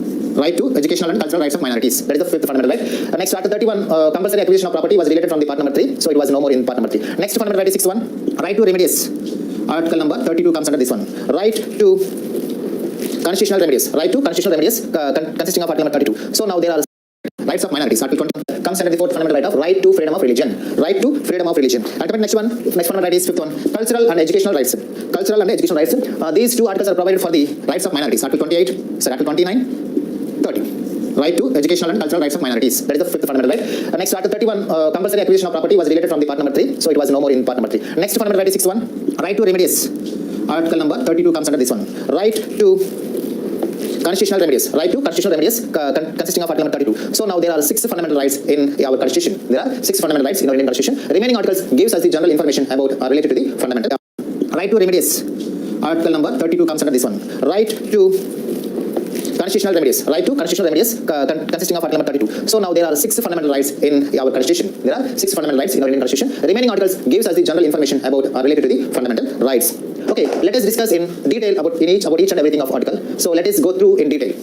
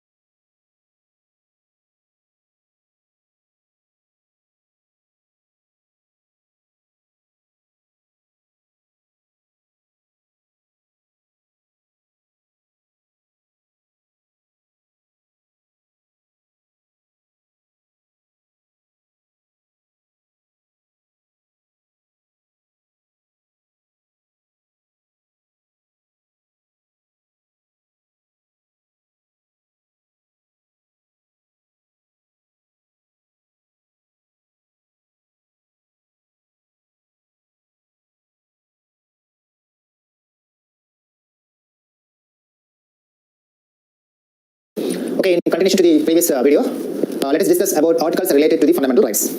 Articles related to the fundamental rights. Articles related to the fundamental rights. You know, the fundamental rights are enshrined. Okay, next let us discuss in detail about each and every article comes under part number 3. Okay, first of all, let us discuss with the general information about the fundamental rights. So article number 12, 13, 33, 34, 35, these 5 articles gives us the general information about the fundamental rights. Let us discuss about first one, article 12. Article 12. Article 12 gives the information about state's definition. Definition of state. Definition of state. Why it is giving the definition to the state means, in our constitution, the term state is used many times at many places, at many conditions, at many situations. The term state is repeated more and more. To understand the basic nature or basic structure of the Indian constitution, we must know the meaning of state. What is state? Which things can be considered as states? Which authorities cannot be referred as states? So these difference we must know. Otherwise, the fundamental rights cannot be applied, cannot be understood properly. So that's why in Indian constitution, article 12 is incorporated. Okay. So article 12 gives us the meaning of definition, meaning or the definition of state. As per article 12, definition of state is, it is nothing but the central government. Nothing but state is nothing but state government. State is nothing but local government. It means Gram Panchayati, Mandal Panchayat, Jilla Panchayat, municipality, corporation, Nagar Panchayat, cantonment board, township, port trust, all these things. And state is nothing but legislature organization means parliament. So state is nothing but assembly. State is nothing but councils. State is nothing but government public authorities, public institutions like that. Any institutions or any organization which is handed over by the government of India or by state governments or comes under the states. So as per article number 12, state. So article number 12 అనేది మనకి ఏం తెలియజేస్తుందంటే రాజ్యం. ఇక్కడ రాజ్యాంగంలో రాజ్యము అంటే ఏంటి? ఎందుకంటే ఇక్కడ మనకి ఫండమెంటల్ రైట్స్ అనే టాపిక్లో ప్రతిసారి స్టేట్ అనే పదం వస్తుంది. ఈ స్టేట్ అనే పదాన్ని మనం ఏ విధంగా అప్లై చేసుకోవాలి అంటే ఫండమెంటల్ రైట్స్ వాటికి సంబంధించిన విషయాలు ఎవరికి వర్తిస్తాయి, ఎవరికి వర్తించవు, ఎవరికి అందులో రెస్పాన్సిబిలిటీ ఉంటుంది, ఎవరికి ఉండదు అనే అంశాలు మనకు అర్థం అవ్వాలంటే రాజ్యం అంటే ఏంటి, దేన్ని మనం రాజ్యంగా కన్సిడర్ చేయగలము, దేన్ని రాజ్యం లాగా కన్సిడర్ చేయలేము అనే పదాలు మనకు అర్థం అవ్వాలి. అందుకోసమే article 12 is incorporated in Indian Constitution. Okay, as per Indian Constitution, article number 12, state is nothing but the central government, state government, local governments, district boards, municipalities, corporations, and public undertakings. Whatever it could be, whatever the organization is authorized or hand over by central government or state government, all comes under state. అంటే ఇక్కడ దేన్ని మనము state అనొచ్చు అంటే రాజ్యాంగం ప్రకారం కేంద్ర ప్రభుత్వం అంటే యూనియన్ గవర్నమెంట్. కేంద్ర ప్రభుత్వం ప్రతిదీ అంటే ఆల్ ఎగ్జిక్యూటివ్, లెజిస్లేటివ్, జ్యుడిషియరీ మొత్తం మనం స్టేట్ లాగా భావించాలి. అంటే ఇప్పుడు ప్రధానమంత్రి ప్రైమ్ మినిస్టర్ అనుకోండి, ప్రైమ్ మినిస్టర్ ఒక డిసిజన్ తీసుకుంటే దాన్ని మనం ఫండమెంటల్ రైట్స్ అప్లై చేసుకోవచ్చు. పార్లమెంట్ ఉంది, పార్లమెంట్ ఒక ఇష్యూ జరిగింది అనుకోండి, ఒక లా అనేది ఎనక్ట్ అయింది అనుకోండి, దాన్ని మనం అప్లై చేసుకోవచ్చు. ఎందుకంటే అది కూడా స్టేట్ కిందకి వస్తుంది కాబట్టి. సో ఇవన్నీ కూడా మనకి స్పష్టంగా చెప్పారు. Definition of state.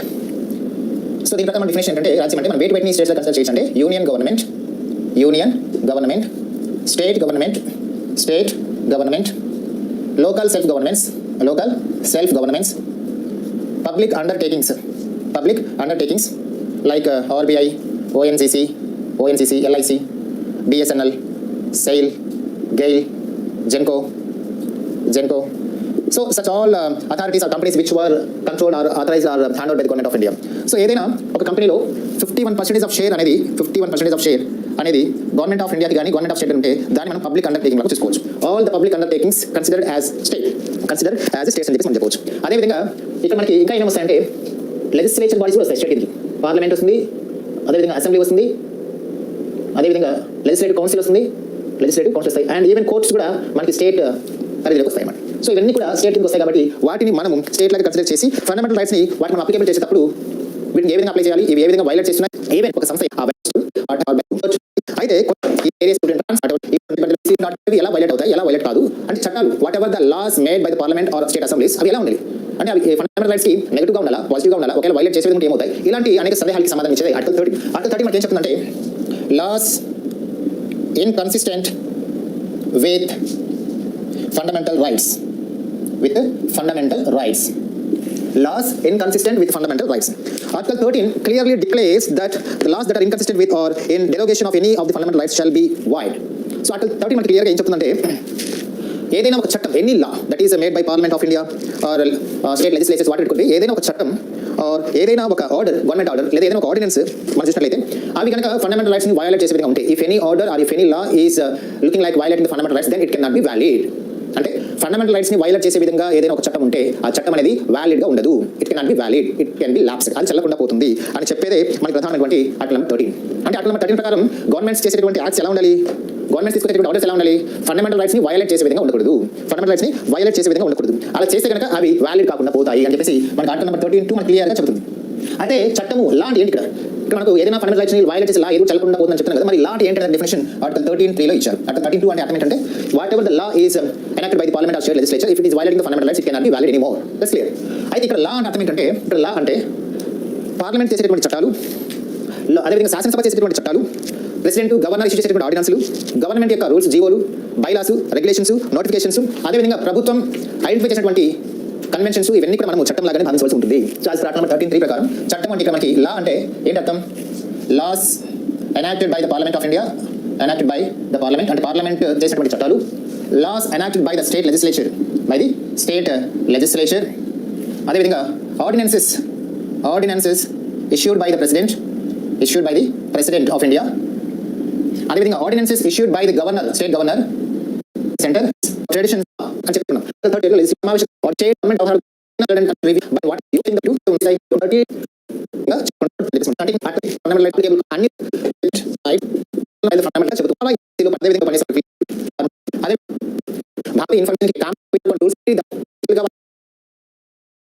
చేయొచ్చు. ఇంకో సందర్భాలు అసలు అప్లికేబుల్ చేయకుండా కంప్లీట్ రెస్ట్రిక్షన్స్ పెట్టచ్చు. అటువంటి పవర్ ఎవరు ఉంటుందంటే మన గవర్నమెంట్ ఆఫ్ పార్లమెంట్ ఉంటుందని చెప్పేసి ఆర్టికల్ 33 మనకు చెబుతుంది. నెక్స్ట్ ఆర్టికల్ 34 మనకి ఏం చెప్తుందంటే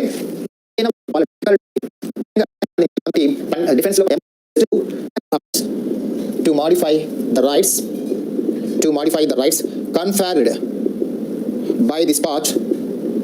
by this part in their application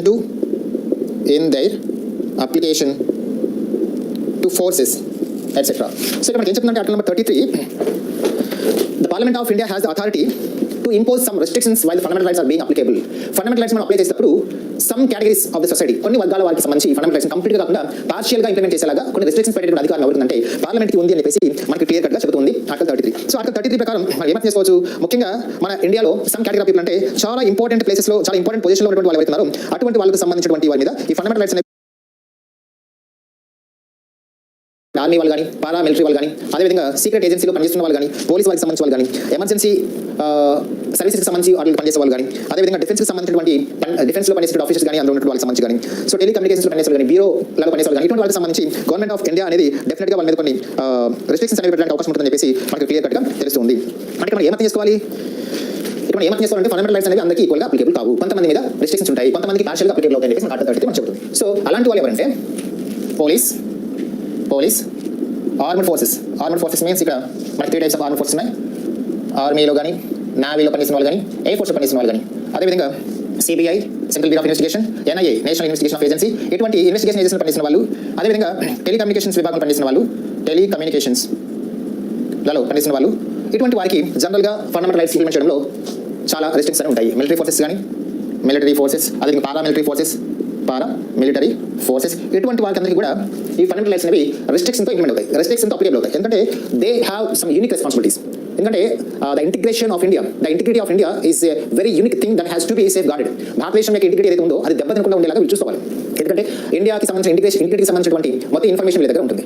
so ఇండియాకి సంబంధించినటువంటి ఏ చిన్న ఇన్ఫర్మేషన్ బయట వెళ్ళినా అది నేషన్ ఇంటిగ్రేషన్కి చాలా ఒక పెద్ద ప్రమాదం లాగా అవుతుంది. కాబట్టి వీరు మనలాగా ఒక కామన్ సిటిజన్ లాగా వాళ్ళు ప్రవర్తించలేరు. ఒక కామన్ సిటిజన్ ఏం చేయగలడు? A common citizen can express his views and opinions freely at any place at any time. ఒక కామన్ సిటిజన్ తనకు ఉన్నటువంటి ఒపీనియన్స్ ని ఫ్రీగా ఏ టైంలో అయినా, ఏ ప్లేస్లో అయినా, ఏ సందర్భంలో అయినా ఎక్స్ప్రెస్ చేయగలడు. కానీ వీళ్ళు అలా చేయలేదు అనమాట. పోలీస్ వాళ్ళు అనుకోండి, మనం మాట్లాడినట్టుగా పోలీస్ వాళ్ళు మాట్లాడలేరు. మనం ఏ అంశం మీద సరే ఫ్రీగా మనకు ఒపీనియన్ ఎక్స్ప్రెస్ చేయొచ్చు. బట్ పోలీస్ వాళ్ళు చేయలేదు. వాళ్ళ డ్యూటీకి సంబంధించి కొన్ని రూల్స్ అండ్ రెగ్యులేషన్స్ ఉంటాయి, కొన్ని రెస్ట్రిక్షన్స్ ఉంటాయి, కొన్ని సీక్రెసీ అనేది వాళ్ళు మెయింటైన్ చేయాలి. ఆ సీక్రెసీ అనేది బయటకు వస్తే అది దేశం యొక్క ఇంటిగ్రిటీకి దెబ్బ. కాబట్టి ఆ ఇంటిగ్రిటీకి దెబ్బతిన వాళ్ళంటే వాళ్ళు సీక్రెసీ మెయింటైన్ చేయాలి. వాళ్ళు సీక్రెసీ మెయింటైన్ చేయాలంటే వాళ్ళకి మళ్ళీ కొంచెం ఫండమెంటల్ రైట్స్ అనేవి ఫ్రీగా అప్లికేబుల్ కావు. So that power of parliament to modify the rights conferred by this part in their application to forces. ఏదైనా ఒక ఆర్మడ్ ఫోర్సెస్ కి సంబంధించి ఫండమెంటల్ రైట్స్ అప్లికేబుల్ చేసేటప్పుడు వాటిని మోడిఫై చేసేటువంటి అధికారం ఎవరికి ఉంటుందంటే పార్లమెంట్ ఉంటుంది.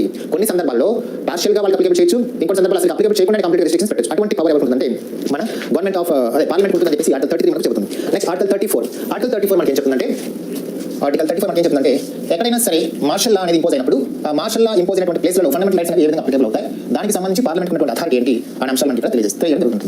So article 34 deals with restriction on rights conferred by this part while martial law is in force in any area of the country.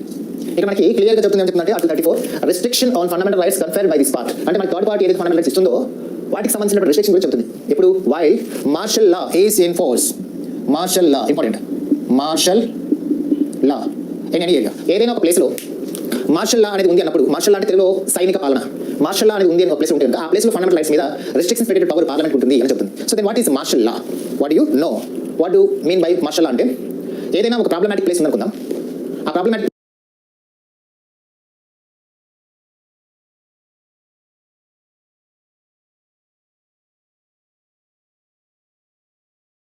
Next, Article 35 tells us the Parliament has given the full authority to amend any part of the Constitution or to amend any part of third part of the fundamental rights. Those are the articles which gives us general information. Now coming to the actual point of our topic, fundamental rights. Amend any part of the Constitution. Next, Article 35 tells us the Parliament has given the full authority to amend any part of the Constitution or to amend any part of third part of the fundamental rights. Those are the articles which gives us general information. Now coming to the actual point of our topic, fundamental rights. Fundamental rights. Fundamental rights. ప్రాథమిక హక్కులు అంటాము వీటిని. ఎందుకు వీటిని ప్రాథమిక హక్కులు అంటాం? Fundamental rights. Why these are called fundamental rights so far? Why? Because rights are the fundamental need to any citizen of a country to develop freely in all aspects, economically, politically, socially, or on other grounds. కాబట్టి right హక్కు అనేది లేకపోతే, if the rights are not provided to the citizens of India, then they may not get any opportunity, they may not get any space to live happily or to develop. సొసైటీలో ఒక citizen all round development కావాలంటే తనకి కొన్ని chances రావాలి, తనకి కొన్ని opportunities ఉండాలి, తనకి కొంత స్పేస్ ఇవ్వబడాలి. అప్పుడే తనకున్నటువంటి ఎబిలిటీస్, తనకున్నటువంటి స్కిల్స్, తనకున్నటువంటి టాలెంట్, వీటన్నిటిని అతను యూటిలైజ్ చేసుకొని, తనకున్నటువంటి ఆపర్చునిటీస్ని తను యూటిలైజ్ చేసుకొని తను డెవలప్ అవ్వగలడు. తనకున్నటువంటి తన యాంగిల్లో, తనకున్నటువంటి పరిధిలో తను డెవలప్ కాగలడు. సో రైట్స్ అనేవి ఎంత బ్రాడ్లీగా సిటిజన్స్ మనం ఇవ్వగలిగితే అంత బ్రాడ్లీగా వాళ్ళు డెవలప్ అవ్వగలరు. సిటిజన్స్ మీద మనం ఎంత రిస్ట్రిక్షన్ పెడితే డెవలప్మెంట్ అనేది అంత స్పీడ్గా ఆగిపోతుంది. So citizens must be given more freedom, citizens must be given more rights. And rights అనేవి ఫండమెంటల్ నీడ్స్ కాబట్టి వీటి మనం ఫండమెంటల్ రైట్స్ అని చెప్పేసి అంటాం. ఓకే, అదేవిధంగా మనం ఈ ఫండమెంటల్ రైట్స్ అనే కాన్సెప్ట్ మనం ఎక్కడ నుంచి తీసుకున్నామంటే అమెరికా నుంచి తీసుకున్నాం. బట్ అమెరికాలో ఉన్నటువంటి ఫండమెంటల్ రైట్స్తో మన ఫండమెంటల్ రైట్స్ మనం కంపేర్ చేసుకుంటే మన ఫండమెంటల్ రైట్స్ చాలా బ్రాడ్ కాన్సెప్ట్ కలిగి ఉంటాయి. So our fundamental rights have broader scope than American fundamental rights. In original constitution there are 7 fundamental rights. Right now there are only 6 fundamental rights. ఎందుకంటే in 1978 by the 44th Constitutional Amendment Act, right to property, that fundamental right was deleted from the third part of the Constitution and it was moved to the 12th part of our Constitution and it was incorporated under Article number 308. Now right to property is not a fundamental right. Right to property is not a fundamental right, but it is a legal right only. It is only a legal right, not a fundamental right. So coming to the topic, now we have 6 fundamental rights. The first one is right to equality. The first one is right to equality. In Telugu it is Samanatva Hakku. Articles deals with fundamental right or Article 14 to Article 18. Article 14 to Article 18. The first one is right to equality. Coming to the first article, Article number 14. Article 14 deals with all are equal before law. All are equal before law. So Article 14 deals with or tells us equality before law. Equality before law and equal protection of laws. And equal protection of laws. Two things we have to observe here. Article 14 tells us equality before law. Equality before law. And second one is equal protection of laws. This article gives the full information about what is equality. What is equality of law? What is equal protection of law? In India, all the citizens are treated equally and no citizen is discriminated on the grounds of race, religion, sex, caste, place of birth, hereditary or whatever residence it could be. Okay, and there are two things we have to observe under this article. One is rule of law and another one is protective discrimination. In this article we can observe, we have to observe two things. One is rule of law. Rule of law and second one is protective discrimination. Protective discrimination. Protective discrimination. Rule of law, it is in Telugu Sama Nyaya Palana. Protective discrimination in Telugu it is Rakshita Vivakshata. So what is equality before law అంటే ఇండియాలో ఏదైనా ఒక చట్టం చేయబడిందంటే by the parliament or by state legislature ఒక చట్టం చేయబడిందంటే ఆ చట్టం అనేది అందరికీ ఒకేలాగా వర్తిస్తుంది. either he belongs to any caste or he belongs to any religion or he belongs to any region of the country or he speak any language. So అతను ఏ భాష మాట్లాడినా ఏ కులం వాడినా అతనికి చట్టం అనేది ఒకేలాగా అప్లికేబుల్ అవుతుంది. ఉదాహరణకి ఫర్ ఎగ్జాంపుల్ ఇండియన్ గవర్నమెంట్ 1955లో సిటిజన్షిప్ యాక్ట్ తీసుకొచ్చింది. సిటిజన్షిప్ యాక్ట్ 1955 అనేది తీసుకొచ్చి దానికి రీసెంట్గా 2019లో ఒక అమెండ్మెంట్ తీసుకొచ్చారు. సో ఈ 1955లో తీసుకొచ్చిన సిటిజన్షిప్ యాక్ట్ ప్రకారం మనం 5 మెథడ్స్ ద్వారా సిటిజన్షిప్ మనం అక్వైర్ చేయొచ్చు. By birth, by descent, by naturalization, by registration, by incorporation of territory. 5 methods ద్వారా మనం సిటిజన్షిప్ మనం తీసుకోవచ్చు. ఇక్కడ ఫస్ట్ మనం చూస్తే బై బర్త్. సో 1950 జనవరి 26 ముందు ఇక్కడ పుట్టిన వాళ్ళందరూ ఇండియన్స్ అవుతారు. 1950 జనవరి 26 రోజు పుట్టిన వాళ్ళు ఇక్కడ ఇండియన్స్ అవుతారు. తర్వాత 1987 జూలై 1 లోపు ఇక్కడ పుడితే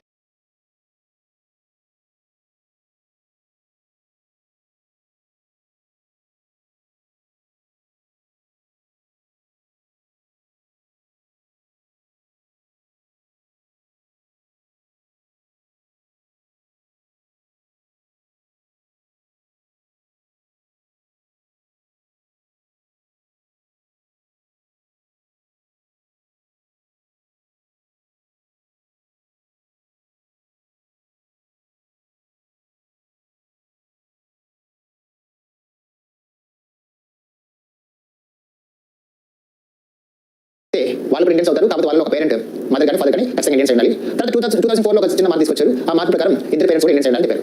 ఇక్కడ సిటిజన్షిప్ ఇవ్వడం అనేటువంటిది మనం కాన్సెప్ట్ అనుకుంటే ఆ సిటిజన్షిప్ ఇవ్వడం అనేది ఓన్లీ 4 మెథడ్స్ ఆర్ పెట్టారు. By birth, by descent, by registration, by naturalisation పెట్టారు. కానీ బై కాస్ట్ అని కానీ, బై రిలీజియన్ అని కానీ, బై లాంగ్వేజ్ అని కానీ, బై రీజియన్ అని కానీ, బై సెక్స్ అని కానీ పెట్టలేదు. ఎందుకంటే అలా పెడితే అది డిస్క్రిమినేషన్ అవుతుంది. కాబట్టి ఇక్కడ మన ఇండియాలో ఉన్నటువంటి ఏ చట్టమైనా సరే అది ఇంప్లిమెంటేషన్కి వస్తే అది ఎవరి మీద కూడా డిస్క్రిమినేషన్ చూపించదు. అందరికీ ఒకేలాగా అప్లికేబుల్ అవుతుంది. అతడు ప్రైమ్ మినిస్టర్ కానీ, ప్రెసిడెంట్ కానీ, అదేవిధంగా గ్రామంలో ఉన్నటువంటి ఒక సిటిజన్, నార్మల్ సిటిజన్ కానీ ఎవరైనా సరే ఒకేలాగా వర్తిస్తుందని చెప్పేదే rule of law. Rule of law అనే కాన్సెప్ట్ మనం ఎక్కడ తీసుకున్నాం? బ్రిటన్ నుంచి తీసుకున్నాం. The concept of rule of law is borrowed from Britain.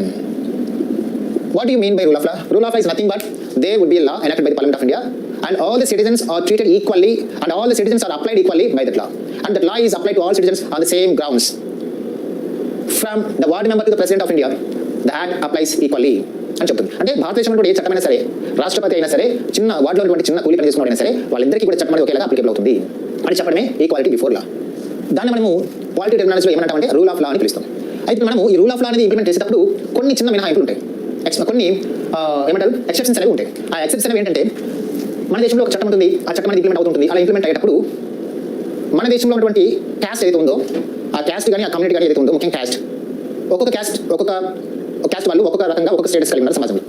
ఎస్సీలు, మైనారిటీలు వీళ్ళందరూ కూడా డిప్రెస్డ్ క్లాస్ పీపుల్ మనం చెప్తాం. అంటే వాళ్ళు ఫర్ డికేట్స్, ఫర్ సెంచరీస్, కొన్ని శతాబ్దాల నుంచి వాళ్ళు సమాజంలో అడగదొక్కబడ్డారు. వాళ్ళకి ఎటువంటి రైట్స్ మనం ఇవ్వలేదు, వాళ్ళకి ఎటువంటి అపోజిషన్ మనకి ఇవ్వలేదు. కాబట్టి వాళ్ళు డిప్రెస్డ్ క్లాస్ పీపుల్ మనం చూస్తున్నాం. కాన్స్టిట్యూషన్ యొక్క ఫండమెంటల్ స్పిరిట్ ఏంటి? అందరికీ ఈక్వల్గా జస్టిస్ అందించడం, అందరికీ వెల్ఫేర్ అందించడం. కాబట్టి అటువంటి డిప్రెస్డ్ క్లాస్ పీపుల్ ఎవరైతున్నారో వాళ్ళని కూడా పైకి తీసుకురావడం అనేది కాన్స్టిట్యూషన్ యొక్క ఫండమెంటల్ ఆబ్జెక్టివ్ అన్నమాట. ఆ క్రమంలో ఈ చట్టం అనేది ఉన్న తర్వాత ఆ చట్టాన్ని ఇంప్లిమెంట్ చేసేటప్పుడు కొన్ని వర్గాల వారికి, ముఖ్యంగా ఎస్టీస్, మైనారిటీస్, కొన్ని వర్గాల బ్యాక్వర్డ్ క్లాసెస్, కొన్ని వర్గాల వారికి అది డివైడ్ చేసి మరీ అది ఇంప్లిమెంట్ చేయబడుతుంది.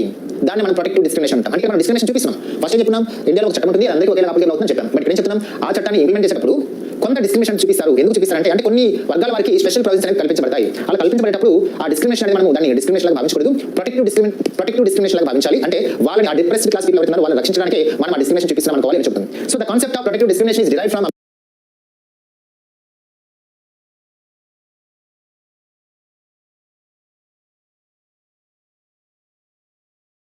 America. The concept of protective discrimination is borrowed from America. So, for example, నేను చెప్తాను. ఈ రోజు ఆంధ్రప్రదేశ్ ప్రభుత్వం ఒక గ్రూప్ 1 నోటిఫికేషన్ ఇచ్చింది అనుకుందాం. ఈ గ్రూప్ 1 నోటిఫికేషన్ ఇచ్చినప్పుడు ఇందులో ఒక 100 పోస్టులు ఉన్నాయి అనుకుందాం. ఇక్కడ ఈ 100 పోస్టులకి మొత్తం 25 to 30 ఏజ్ ఉన్న వాళ్ళు మాత్రమే ఎలిజిబుల్ కావాలని నోటిఫికేషన్ ఇచ్చారు. దానికి సబ్ క్లాస్ ఏమి ఇస్తారు? అయితే ఎస్సీలకి ఒక 5 years ఏజ్ రిలాక్సేషన్ ఇస్తారు, ఎస్టీలకి ఇంకొక 7 years ఏజ్ రిలాక్సేషన్ ఇస్తారు, బీసీ వాళ్ళకి ఒక 3 years ఏజ్ రిలాక్సేషన్ ఇస్తారు, మైనారిటీ వాళ్ళకి ఒక 2 years ఏజ్ రిలాక్సేషన్ ఇస్తారు అని పెట్టారు అనుకోండి. అంటే ఇది యాక్చువల్గా పెట్టారు అనుకోండి. Let us assume. అన్నప్పుడు ఇక్కడ ఏమవుతుంది? యాక్చువల్గా 30 years లోపల వాళ్ళందరూ ఎలిజిబుల్ అవుతారు. బట్ ఏమవుతుంది? మళ్ళీ ఎస్సీకి ఒక 5 years అడిషనల్ ఇచ్చారు, ఎస్సీకి ఒక 7 years ఇట్లా ఇచ్చారు. అంటే ఏమవుతుంది? అంటే మిగతా వాళ్ళు లేనట్టు. అంటే ఓసీ వాళ్ళు అయితే 30 years వరకు వాళ్ళు ఎలిజిబుల్ అయినట్టు, ఎస్సీ అయితే 35 అయినా ఎలిజిబుల్, ఎస్సీ అయితే 37 అయినా ఎలిజిబుల్. అంటే ఏమవుతుంది? ఒక చట్టం అంటే ఏదైనా చెప్పండి. చట్టం అంటే it is nothing but GO, it is nothing but notification, it is nothing but regulation, it is nothing but ordinance, it is nothing but law, it is nothing but by law ఏదైనా చెప్పండి. కాబట్టి notification అనేది చట్టం కిందకి వస్తుంది. కాబట్టి ఈ చట్టం అనేది ఒకేలా కావాలి కదా. యాజ్ పార్ట్ నెంబర్ 14 అంటే ఒక 100 పోస్ట్ ఉంటే 100 పోస్టులకి అందరికీ 30 years లోపల వాళ్ళని ఎలిజిబుల్ చేయాలి కదా. కానీ వీళ్ళు ఎందుకు ఏజ్ రిలాక్సేషన్ ఇచ్చారు? ఎందుకు ఇచ్చారంటే they are depressed class people. వాళ్ళు సమాజంలో అణచివేయబడిన వారు. వాళ్ళని పైకి తీసుకురావాలంటే వాళ్ళకి స్పెషల్ ప్రొవిజన్స్ కల్పించాలి. వాళ్ళకి ఇంకొంత ఎక్కువ అవకాశం ఇవ్వాలి. ఇంకొంత ఎక్కువ అవకాశం ఇస్తే వాళ్ళు అవకాశం యూజ్ చేసుకొని యూటిలైజ్ చేసుకొని వాళ్ళు పైకి వస్తారు అనే ఉద్దేశంతో ఇక్కడ ఈ డిస్క్రిమినేషన్ చూపిస్తారు. అంటే ఓసీ వాళ్ళ దృష్టిలో ఇది డిస్క్రిమినేషన్, కానీ కాన్స్టిట్యూషన్ దృష్టిలో ఇది ప్రొటెక్టివ్ డిస్క్రిమినేషన్. అంటే మామూలుగా మనలాంటి చూసే వాళ్ళకి ఏమవుతుందంటే అది వివక్షత చూపిస్తున్నారు, వాళ్ళకి ఏజ్ పెంచారు, మాకు పెంచలేదు. అలాంటి ఈ చట్టం అనేది అందరికీ ఎలా సమానం అవుతుంది మనం ప్రశ్నించవచ్చు. దాంట్లో జస్టిస్ కూడా ఉంది. కానీ బ్రాడ్గా మనం ఆలోచిస్తే ఎవరికైతే మనం ఏజ్ రిలాక్సేషన్ ఇస్తున్నామో వాళ్ళు డిప్రెస్డ్ క్లాస్ పీపుల్ కాబట్టి వాళ్ళకి డెవలప్మెంట్ అనేది చాలా దూరంగా ఉన్నారు. కాబట్టి ఆ కేటగిరీ ఆఫ్ పీపుల్ అనే వాళ్ళు చాలా వెనకబడినారు. కాబట్టి ఎకనామిక్ కానీ సోషల్ స్టడీస్ కానీ వాళ్ళు వెనకబడినారు. కాబట్టి అటువంటి మనం పుషప్ చేయాలి, అటువంటి మనం పైకి తీసుకురావాలి అన్నప్పుడు మిగతా వాళ్ళతో పోల్చుకుంటే వీళ్ళకి కొంచెం ఎక్కువ అవకాశం ఇవ్వాలి. అలా ఇచ్చినప్పుడే ఆ ఎక్కువ అవకాశాలను ఉపయోగించుకొని పైకి వస్తారు. అప్పుడు మనం ఈక్వల్ స్టేట్ అనేది ఆ కాన్సెప్ట్ సోషలిస్టిక్ స్టేట్ ఏదో ఉందో ఆ సోషలిస్టిక్ స్టేట్ కాన్సెప్ట్ ని ఆబ్జెక్ట్ మనం రీచ్ అవుతాము అని బ్రాడ్ కాన్సెప్ట్ తో కాన్స్టిట్యూషన్ అలా పెట్టింది. దాన్ని మనం ఏమంటాం? ప్రొటెక్టివ్ డిస్క్రిమినేషన్ అంటాం. రక్షిత వివక్షత అంటే రక్షణతో కూడినటువంటి వివక్షత అని చెప్పేసి అంటాం. కానీ మనకి సాధారణంగా అది డిస్క్రిమినేషన్ అని కనిపిస్తుంది. బట్ అది ప్రొటెక్టివ్ డిస్క్రిమినేషన్ అని చెప్పేసి అనుకోవాలి. సో ఇక్కడ మనం దీన్ని తీసుకోవాలి. ఆర్టికల్ 14 అనేది అంటే మనం సంకుచిత భావంతో కాకుండా బ్రాడ్గా ఆలోచించాలి. భారతదేశంలో ఒక చట్టం అనేది ఉంటుంది. ఆ చట్టం అందరికీ ఒకే విధంగా వర్తిస్తుంది. కానీ కానీ కొన్ని వర్గాల వారికి కొన్ని ప్రత్యేక ప్రయోజనాలు కూడా పొందుపరుస్తుంది. కొన్ని ప్రత్యేక వర్గాల వారికి విభజించబడి మరి అమలుపరచబడుతుంది ఈ చట్టము అని అర్థం చేసుకోవాలి. సో ఇది అర్థమైంది కాన్సెప్ట్. ఇప్పుడు ఈ ఆర్టికల్ 14 అనేది అందరికీ ఒకేలా వర్తిస్తుందని చెప్తున్నాం కదా. అయితే కొన్ని సందర్భాల్లో డిస్క్రిమినేషన్ కూడా చూపిస్తుంది. ఆ డిస్క్రిమినేషన్ మనం ప్రొటెక్టివ్ డిస్క్రిమినేషన్ లాగా భావించాలి తప్ప వేరే విధంగా భావించాలని చెప్తున్నాం కదా. అయితే ఇంకొక రకమైనటువంటి ఎక్సెప్షన్ కూడా ఇక్కడ ఉంది. ఒక చట్టం ఉన్నప్పుడు ఆ చట్టం దేశంలో ఇంప్లిమెంట్ అవుతున్నప్పుడు కొంతమందికి అది మనలాగా వర్తించదు అనమాట. ఎవరికి వర్తించదు అంటే ఫర్ ఎగ్జాంపుల్కి all are equal before law అని ఆర్టికల్ 14 చెప్తుంది. కానీ ఇక్కడ ఇది ప్రెసిడెంట్ ఆఫ్ ఇండియాకి అప్లికబుల్ కాదు, గవర్నర్ ఆఫ్ ద స్టేట్కి అప్లికబుల్ కాదు. ఎందుకంటే ఆర్టికల్ నెంబర్ 361 ప్రకారం 362 ప్రకారం ప్రెసిడెంట్కి గవర్నర్కి కొన్ని స్పెషల్ ప్రొవిజన్స్ అనేవి కల్పించబడ్డాయి. ఆ స్పెషల్ ప్రొవిజన్స్ ప్రకారం ఒక ప్రెసిడెంట్ని మనం అరెస్ట్ చేయాలంటే అతని మీద సివిల్ కేసు మాత్రమే పెట్టాలి. 2 months ముందే మనం నోటీస్ ఇవ్వాలి. కానీ మనం తప్పు చేస్తే వెంటనే మనం అరెస్ట్ చేస్తారు. ఓకే, మనం క్రిమినల్ కేసు పెట్టచ్చు, సివిల్ కేసు పెట్టచ్చు. కానీ ప్రెసిడెంట్ అటువంటి అథారిటీ లేదు, ప్రెసిడెంట్ అటువంటి ఛాన్స్ అనమాట. సో ప్రెసిడెంట్ అయినా సరే గవర్నర్ అయినా సరే వాళ్ళ మీద మనం ఏదైనా ఒక విచారణ చేయాలంటే ఓన్లీ సివిల్ కేసులో మాత్రమే విచారణ చేయాలి. అదేవిధంగా 2 నెలలు వాళ్ళకి ప్రయర్ నోటీస్ ఇవ్వాలి, ముందు నోటీస్ ఇవ్వాలి. ఇచ్చిన తర్వాత మాత్రం వాళ్ళ మీద కేసు పెట్టి విచారణ చేయవచ్చు. కానీ మిగతా లేదు. కానీ యాజ్ పర్ ఉన్నటువంటి చట్టం ప్రకారం అయితే ఏమవుతుంది, చట్టం మనం తప్పు చేస్తే 24 hours లోపల విత్ ఇన్ 24 hours మనం ఎక్కడ మెజిస్ట్రేట్ ముందు మనం అటెండ్ అవ్వాలి. కానీ ప్రెసిడెంట్ గవర్నర్కి అది ఎగ్జెంప్షన్. అంటే ఏమవుతుంది, ప్రెసిడెంట్ ఇండియనే, గవర్నర్ ఇండియనే, మనం ఇండియన్స్, బట్ మనకి ఈక్వల్ అప్లికేబుల్ కావట్లేదు కదా. అంటే ఇక్కడ మనకి రాజ్యాంగం మనకి కాన్స్టిట్యూషన్ మనకి ఏం చెప్తుందంటే ప్రతి ఆర్టికల్ కూడా కొన్ని ఎగ్జెంప్షన్స్ అనేది ఇవ్వడం జరిగింది. ఆ ఎగ్జెంప్షన్ కలిపి మనం అర్థం చేసుకోవాలన్నమాట. అదేవిధంగా ఆర్టికల్ 105 ప్రకారం పార్లమెంట్ మెంబర్స్, ఆర్టికల్ 194 ప్రకారం స్టేట్ అసెంబ్లీ మెంబర్స్ వాళ్ళు ఏవైతే ఆ హౌస్లో మాట్లాడతారో ఆ హౌస్లో మాట్లాడిన దానికి మనం తర్వాత కోర్టులో వాటిని ప్రశ్నించడానికి వీలు లేదు. ఎందుకంటే వాళ్ళకి ఆర్టికల్ 105 ప్రకారం పార్లమెంట్ మెంబర్స్కి, ఆర్టికల్ 194 ప్రకారం స్టేట్ లెజిస్లేటివ్ మెంబర్స్కి కొన్ని స్పెషల్ ప్రివిలేజెస్ అనేవి ఉంటాయి. ఆ ప్రివిలేజెస్ మనం ఎక్కడ సివిల్ కోర్టులో కానీ క్రిమినల్ కోర్టులో కానీ మనం క్వశ్చన్ చేయడానికి వీలు లేదు. అదేవిధంగా ఇండియాలో ఉన్నటువంటి ఫారినర్స్ ఎవరున్నారో, డిప్లొమాటిక్స్ కానీ అంబాసిడర్స్ కానీ ఎవరున్నారో ఆ ఫారిన్ రిప్రజెంటేటివ్స్ కూడా ఆర్టికల్ 14 అనేది కంప్లీట్గా వర్తించదు అని చెప్పి మనం పెట్టుకోవాలి. సో ఇక్కడ ఇదంతా బ్రాడ్ కాన్సెప్ట్ అనమాట. ఇలా అర్థం చేసినప్పుడు మన కాన్స్టిట్యూషన్ అనేది దానికి స్పిరిట్ అనేది మనకు అర్థమవుతుంది. So in simple terms article 14 refers to that equality before law and equal protection of laws. Here we have to observe 2 things. One is rule of law and 2 is protective discrimination. Rule of law means all are equal before law. The concept of rule of law is borrowed from Britain. Protective discrimination means an act which is enacted by the parliament or state legislative is applied to the citizens of India by dividing into some categories of the people. Okay, this is protective discrimination. Reservation system is the best example for the protective discrimination. And exemptions of Article 14 are President of India, governors, so Parliament members as per Article number 105, and state legislative members as per Article number 194, and foreign diplomatics, ambassadors, UN representatives, all such members are exempted from Article number 14. This is all about Article number 14. Next coming to Article number 15. Article number 15. Article number 15 deals with the state do not discriminate any citizen on the grounds of race, religion, sex, caste, and place of birth. Article 15 is interlinked with Article 14. So Article 15 refers to that. Prohibition of discrimination on the grounds of religion, race, caste, sex, and place of birth. So what Article number 15 refers to that? Article 15 refers to that the state means here Union government or state government. The state do not discriminate any citizen on the grounds of religion, race, caste, sex, and place of birth. Any state, whatever it could be, state government or central government, it do not discriminate any citizen on the grounds of race, religion, sex, caste, and place of birth. So under Article number 15, 5 types of discriminations are mentioned. Important: religion, race, caste, sex, place of birth. 5 types of discriminations are mentioned under Article number 15. These 5 types of discriminations are strictly prohibited as per Article number 15. Means no state, any state, no public authority or any state do not discriminate any citizen on this grounds. అంటే ఏం చెప్తుందంటే article number 14 అనేది మనకి implement కావాలంటే article 15 ప్రకారం ఏ government కూడా ఏ citizen ని కూడా రేస్ ప్రకారం నువ్వు పలానా వర్గం, పలానా జాతి వాడివి, రిలీజియన్ ప్రకారం నువ్వు పలానా మతం వాడివి, సెక్స్ నువ్వు పలానా లింగం కలిగి ఉన్నావు అనే ప్రకారం, అదేవిధంగా పలానా కులం ప్రకారం పలానా చోట నువ్వు పుట్టావనే చోట అతని మీద మనం వివక్షత చూపకూడదు అని అన్నమాట. అంటే గవర్నమెంట్ అనేది ఏం చేయాలి, అందరికీ ఈక్వల్గా రైట్స్ ఇవ్వాలి, అందరికీ ఈక్వల్గా ఆపర్చునిటీస్ ఇవ్వాలి. అలా ఇచ్చేటప్పుడు ఎవరి మీద కూడా మనం ఒక కులం అనో, ఒక మతం అనో, ఒక జాతి అనో, ఒక లింగం అనో, పలానా ప్రాంతంలో పుట్టామనో ఎవరి మీద కూడా గవర్నమెంట్ అనేది డిస్క్రిమినేషన్ చూపించకూడదు. అలా డిస్క్రిమినేషన్ చూపిస్తే అది రూల్ ఆఫ్ లాకు విరుద్ధంగా ఉంటుంది అని చెబుతుంది అన్నమాట. అయితే మనకి కొన్ని ఎగ్జామ్షన్స్ మనకు ఉన్నాయి. ఆర్టికల్ 15 ప్రకారం మనం గవర్నమెంట్ కూడా సిటిజన్స్ మీద 5 types of discrimination మనం చూపించకూడదు. బట్ మనం ఏం గమనించాలి, కొన్ని ఎగ్జామ్షన్స్ అనేవి మనకు ప్రధానంగా కనిపిస్తూ ఉంటాయి అన్నమాట. ఆ ఎగ్జామ్షన్స్ ఏంటంటే ఆర్టికల్ 15(1) ప్రకారం ఈ 5 types of discrimination మనం చూపించకూడదు. అదేవిధంగా ఆర్టికల్ 15(2) ప్రకారం పబ్లిక్ ప్లేసెస్ ఏవైతే ఉన్నాయో, పబ్లిక్ ప్లేసెస్ అంటే ఒక మంచి నీటి బావి కావచ్చు, లేదా ఒక మంచి ప్లేగ్రౌండ్, ఒక పబ్లిక్ ప్లేగ్రౌండ్ కావచ్చు, లేదా ఒక పబ్లిక్ హోటల్ కావచ్చు, రెస్టారెంట్ కావచ్చు, లేదా ఒక పబ్లిక్ పార్క్ కావచ్చు, ఒక పబ్లిక్ లైబ్రరీ కావచ్చు, అలాంటి ప్లేసెస్ ఏవైతే ఉన్నాయో అటువంటి పబ్లిక్ రోడ్స్ కావచ్చు, పబ్లిక్ ట్యాంక్స్ కావచ్చు, సో అటువంటి ప్లేసెస్లకి ఎవరిని కూడా అనుమతించకుండా డిస్క్రిమినేషన్ చూపించకూడదు. అంటే ఎందుకు ఇది ఆర్టికల్ 15(2) పెట్టారంటే ఆర్టికల్ 15(2) ప్రకారం the state do not discriminate any citizen to enter in the public places. Public ప్లేస్కి రాకుండా ఎందుకు మనం గవర్నమెంట్ అలా పెట్టిందని చెప్పి మనం చెప్తున్నామంటే ఇక్కడ గవర్నమెంట్ అనేది ప్రతి ఒక్కరికి ఒక పబ్లిక్ ప్లేస్ అనేది యాక్సెసిబుల్ తీసుకురావాలి. రోడ్ అనుకోండి, రోడ్ అనేది పబ్లిక్ ప్లేస్. ఆ రోడ్ మీద జనాలు తిరుగుతుంటారు. అది తిరుగుతున్నప్పుడు నువ్వు పలానా కులం వాడివి, పలానా మతం వాడివి, పలానా ప్రాంతం వాడివి, పలానా జాతి వాడివి, నువ్వు ఎవరి మీద తిరగకూడదు అని గవర్నమెంట్ డిస్క్రిమినేట్ చేయకూడదు. ఎందుకంటే ఒకప్పుడు కొన్ని వర్గాల వారిని పబ్లిక్ ప్లేస్లకి అలౌ చేసేవాళ్ళు కాదు. ఫర్ ఎగ్జాంపుల్కి ఎస్సీస్, హరిజనులు అనుకున్నాం అనుకోండి. హరిజన్స్ అనే వాళ్ళు ఒకప్పుడు గ్రామంలో ఉన్నటువంటి మంచినీళ్ళ బావి దగ్గరికి వెళ్ళడానికి వాళ్ళకి అనుమతి ఉండేది కాదు. వాళ్ళు ఏదో ఊరి చివరి ఉన్నటువంటి ట్యాంక్ దగ్గరికి వెళ్ళి అక్కడ వాటిని తాగాలి. ఓకేనా? అదేవిధంగా దేవాలయాలు టెంపుల్స్ ఉండేవి. ఈవెన్ టెంపుల్స్కి కూడా ఎస్సీలు ఎస్టీలు వాళ్ళకి పర్మిషన్ ఉండేది కాదు. ఎందుకంటే వాళ్ళు అన్టచబిలిటీస్ అని, వాళ్ళు టచ్ చేస్తే అదంతా కూడా అపవిత్రం అయిపోతుందని. అప్పట్లో ఒక రకమైనటువంటి సూపర్ స్టిషన్స్ ఉండే, మూఢనమ్మకాలు ఉండేవి. ఒక రకమైనటువంటి సోషల్ డిస్క్రిమినేషన్ ఉంది, సాంఘిక వివక్షత ఉంది. ఈ సోషల్ డిస్క్రిమినేషన్ అనేది అబాలిష్ చేయడానికి ఆర్టికల్ నెంబర్ 52 పెట్టారు. సోషల్ డిస్క్రిమినేషన్ అనేది, సామాజిక వివక్షత అనేది, క్యాస్ట్ డిస్క్రిమినేషన్ అనేది, కుల వివక్షత అనేది ఇండియాకు ఉన్నటువంటి అతి పెద్ద సోషల్ ఇష్యూ, ఒక సామాజిక సమస్య. దాన్ని అబాలిష్ చేయడం కోసమే ఆర్టికల్ 52 పెట్టారు. ఆర్టికల్ 52 ప్రకారం ఏం చేయాలి? Government can access any citizen of India to any public place. అది పార్క్ కావచ్చు, ఒక చెరువు కావచ్చు, ఒక రోడ్ కావచ్చు, ఒక పబ్లిక్ లైబ్రరీ కావచ్చు, ఒక పబ్లిక్ గార్డెన్ కావచ్చు, ఒక టెంపుల్ కావచ్చు, ఏదైనా సరే ఒక పబ్లిక్ ప్లేస్లకి ఎవరిని కూడా అనుమతించకుండా ఉండడానికి ఎవరికి పర్మిషన్ లేదు. అంటే సోషల్ డిస్క్రిమినేషన్ అనేది ఇక్కడ అబాలిష్ చేయబడుతుంది ఆర్టికల్ 52 ప్రకారం. మనకి క్లియర్గా అర్థమవుతుంది. అంటే ఆర్టికల్ 15 అనేది కొంతమంది ఎగ్జామ్స్ ఇచ్చారు. మరి అన్ని చోట్లకి అంతమందిని అలో చేయవచ్చా అనేది question.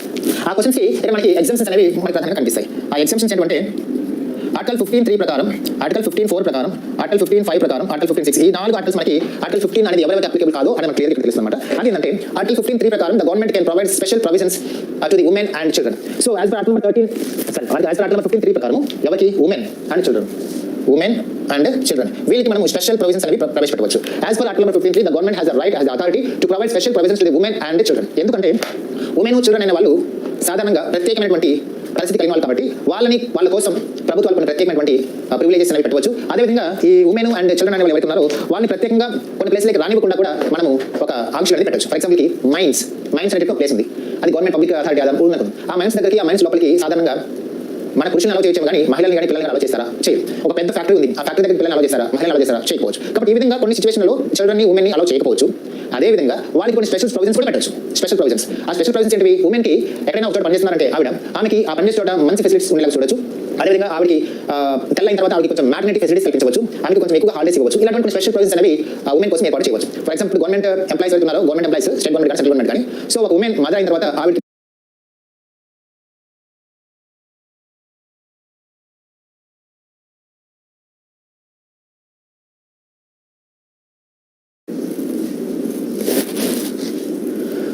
reservation system in India. Reservation system is one of the most expected topics from Indian polity in any examination point of view. In this video, we will discuss in detail about reservation system, what is the historical background of reservations, what are the main reasons to implement reservations in India, what are the latest developments in reservation systems. These topics are to be covered in this video. Okay.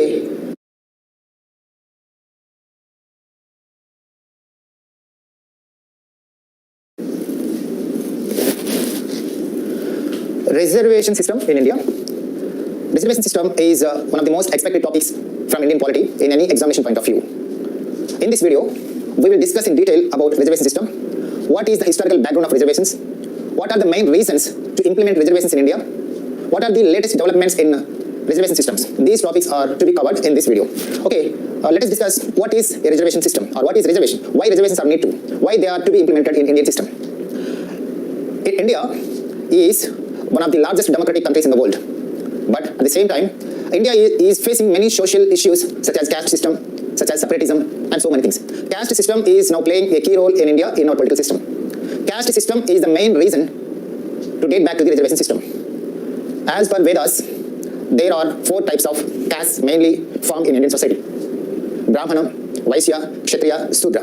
Sudra are the lowest category of the society, and Sudras were further divided into many categories, and Panchamas or one of such category of Sudras. Scheduled castes, scheduled tribes comes under Panchamas, which belongs to the Sudras. These 2 categories of Indian caste system are depressed by other castes for last centuries, and they were depressed by the generations for many centuries, so that they were completely neglected by the rulers of our India. The term of reservation is demanded at first time in 1882 by Jyotirao Phule. He was the first person in India who demanded reservations for the particular categories of SCs and STs in India, and he started his own activities to uplift the categories, to uplift the SCs and STs. He was the first person who stood by the SC community and ST community to uplift them. Jyotirao Phule. And the Maharaja of Kolhapur State, Maharaja Sahu, Maharaja Sahu. The Maharaja of Sahu is the king of Kolhapur princely state. Kolhapur princely state. He was the first person in India who introduced reservations to a particular category of the society. Maharaja of Kolhapur, Shahu Jain, introduced a reservation system to the non-Brahmins and backward classes. He provided special provisions and he provided some special facilities to the non-Brahmins, and also he opened many hostels to educate the backward children. So that he was very popularly recognized as the first person who introduced the reservation system in India. The provisions, the facilities, the innovative reforms were introduced by Kolhapur Maharaja Shahu Jain came into force from 1902. From 1902. During the British Empire, these SCs and STs were severely neglected economically, socially, and educationally. In 1909, when Government of India Act was enforced, when Parliamentary reforms came into enforced, then at first time, then the Governor General or the Viceroy of Britain government, Lord Minto, introduced a system to the Muslim categories. He introduced a communal electorate system to the Muslim category.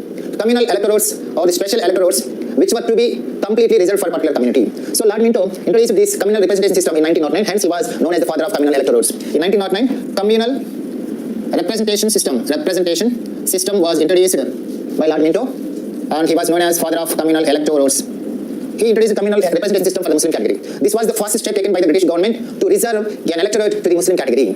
This is the first step taken by the British government to reserve a constituency or reserve a seat to the Muslim category. This is nothing but political reservation. So the first political reservation was reserved for the Muslim category by Lord Minto. When communal representation system was introduced by Lord Minto in 1909, it was continued up to 1947.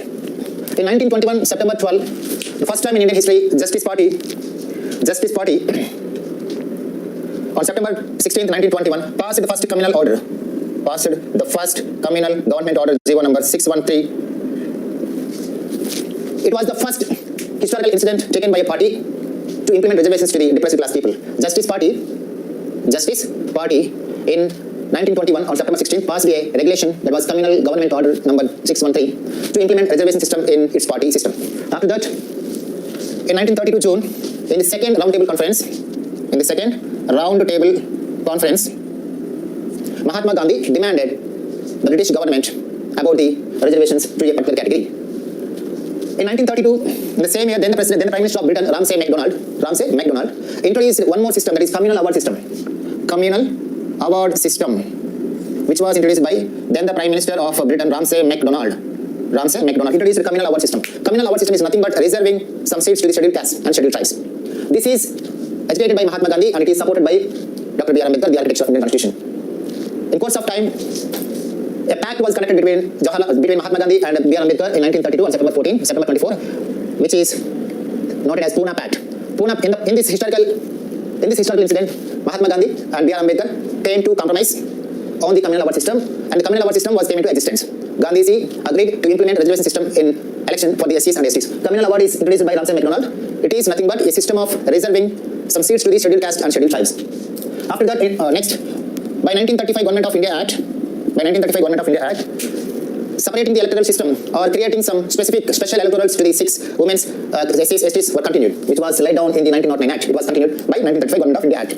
After getting independence from British Empire in 1947, Dr. B.R. Ambedkar, the architect of Indian Constitution and the modern Manu, has adopted the system of reservations providing for 10 years from the commencement of Indian Constitution to the SCs and STs.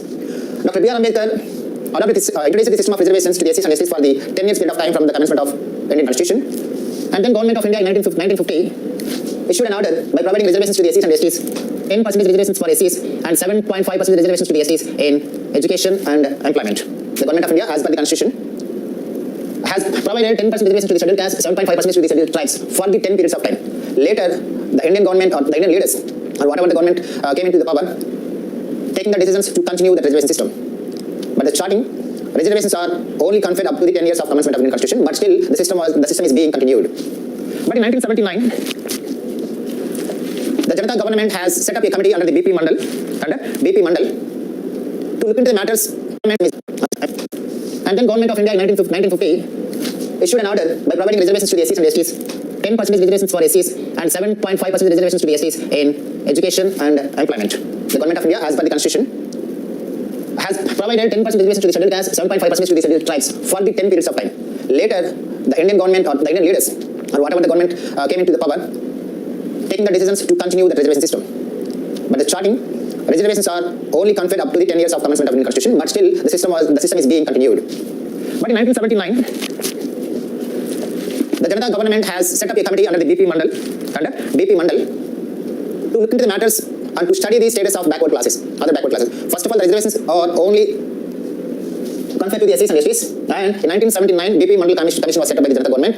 In earlier, Kaka Kelkar Commission was also set up to look into the matters of BCs, but the recommendations of Kaka Kelkar Commission was not implemented. In 1979, BP Mandal Commission was set up to look into the status of BCs. This commission has taken 1931 census report to calculate the population of BCs and to look into the matters of the present scenario. The BP Mandal Commission finally concluded that the BC population was nearly 52%, and the committee was recommended to provide 27% reservations to the BCs in education and employment. This commission recommended the government to provide 27% reservations to the BCs as per the 1931 census report. And this committee has stated that the population was more than 52%. Mandal Commission has taken 11 indicators to look into the social and economic structure of backward classes people. And finally, the committee recommended the government to provide 27% to the BCs in education and employment. Okay, and as per the recommendations of BP Mandal Commission, the Congress government, which was came into power in 1980, has neglected. And once again, the committee's recommendations came into discussion when VP Singh was the Prime Minister of India, and he announced that he was going to implement the recommendations of BP Mandal Commission. As a result, agitations were started across India against opposing the recommendations of BP Mandal Commission. And finally, the issue was taken by the Supreme Court of India, and Supreme Court has given guidelines and orders to the Government of India to implement 27% to the BCs. As per the Supreme Court guidelines, the Government of India had implemented 27% reservations to the BCs. Now the reservations became 49.5, SCs 10%, STs 7.5%, and BCs 27%. Total it is nearby 50%. BCs 27%. 44.5% of reservations were given to the totally. And later times, SCs were increased to 15% of reservations, and the total number rise to 49.5%. So, as per the BP Mandal Commission recommendations, the total reservations in India was increased to 49.5%. 15% reservations to the SCs, 7.5% reservations to the BCs, 27% reservations to the BCs. So, totally 49.5%. Next, in 2019, the NDA government, who passed the Constitutional Amendment Act, is 103 Constitutional Amendment Act. By 103 Constitutional Amendment Act, the economically weaker sections of the OC community are provided 10% reservations in education and employment. Now, the total of reservations in India rises to 59.5%. This is the historical background of reservation system in India. Let us take a overall review. In 1882, Jyotirao Phule, the first person who demanded reservation systems to the depressed class people. And in 1891, the Maharaja of Kolhapur Shahu Jain introduced some reservations, some special provisions to the non-Brahmins and backward class peoples. And the reservation system which was implemented by Kolhapur Maharaja Shahu Jain came into existence in 1902. After that, in 1909, by parliamentary reforms, the communal representation system was implemented by Lord Minto, and he was known as the father of communal electorates. On September 16, 1921, at first time, Justice Party passed a regulation, what we call this Communal Government Order number 613, which implements reservation system to his party. In 1932 June, in the second roundtable session, Mahatma Gandhi demanded the British government to implement the reservation system to the particular categories of India. In the same year, then the Prime Minister of Britain, Ramsay MacDonald, introduced the system of communal award system. Communal award system is nothing but a system which provide some special electorates to the SC community and ST community. So this communal award is rejected by Gandhi and supported by Dr. B.R. Ambedkar. And a historical Pune Pact was take place between Mahatma Gandhi and B.R. Ambedkar on September 24, 1932. And finally, communal award was being implemented. By 1935 Government of India Act, what the communal representative system was introduced in 1909 was continued by 1935 Government of India Act. When we get freedom in 1947, Ambedkar introduced inserted reservations to the SCs and STs for the period of 10 years from the commencement of Indian Constitution. Later, the reservation system was continued by the upcoming governments. SCs were given 15%, STs were given 7.5%. In 1979, BP Mandal Commission was set up by the Janata government to look into the social status of backward classes. BP Mandal Commission took 1931 census as a criteria and take 11 indicators to study the social and economic status of backward classes people. And finally, the BP Mandal Commission recommended the government to provide 27% in education and employment. Of course, in course of time, BP Mandal Commission recommendations were agitated and rejected throughout India. But finally, as per Supreme Court guidelines in 1992, 27% reservations were provided for the backward classes people. So then, the total reservations in India was raised to 49.5%. In 2019, the BJP government enacted 103 Constitutional Amendment Act to provide 10% reservations to the economically weaker sections to the OC community, which totally rises to 49.5%. Today, in India, 59.5% reservations are being implemented to the SCs, STs, BCs, and economically weaker sections of OCs.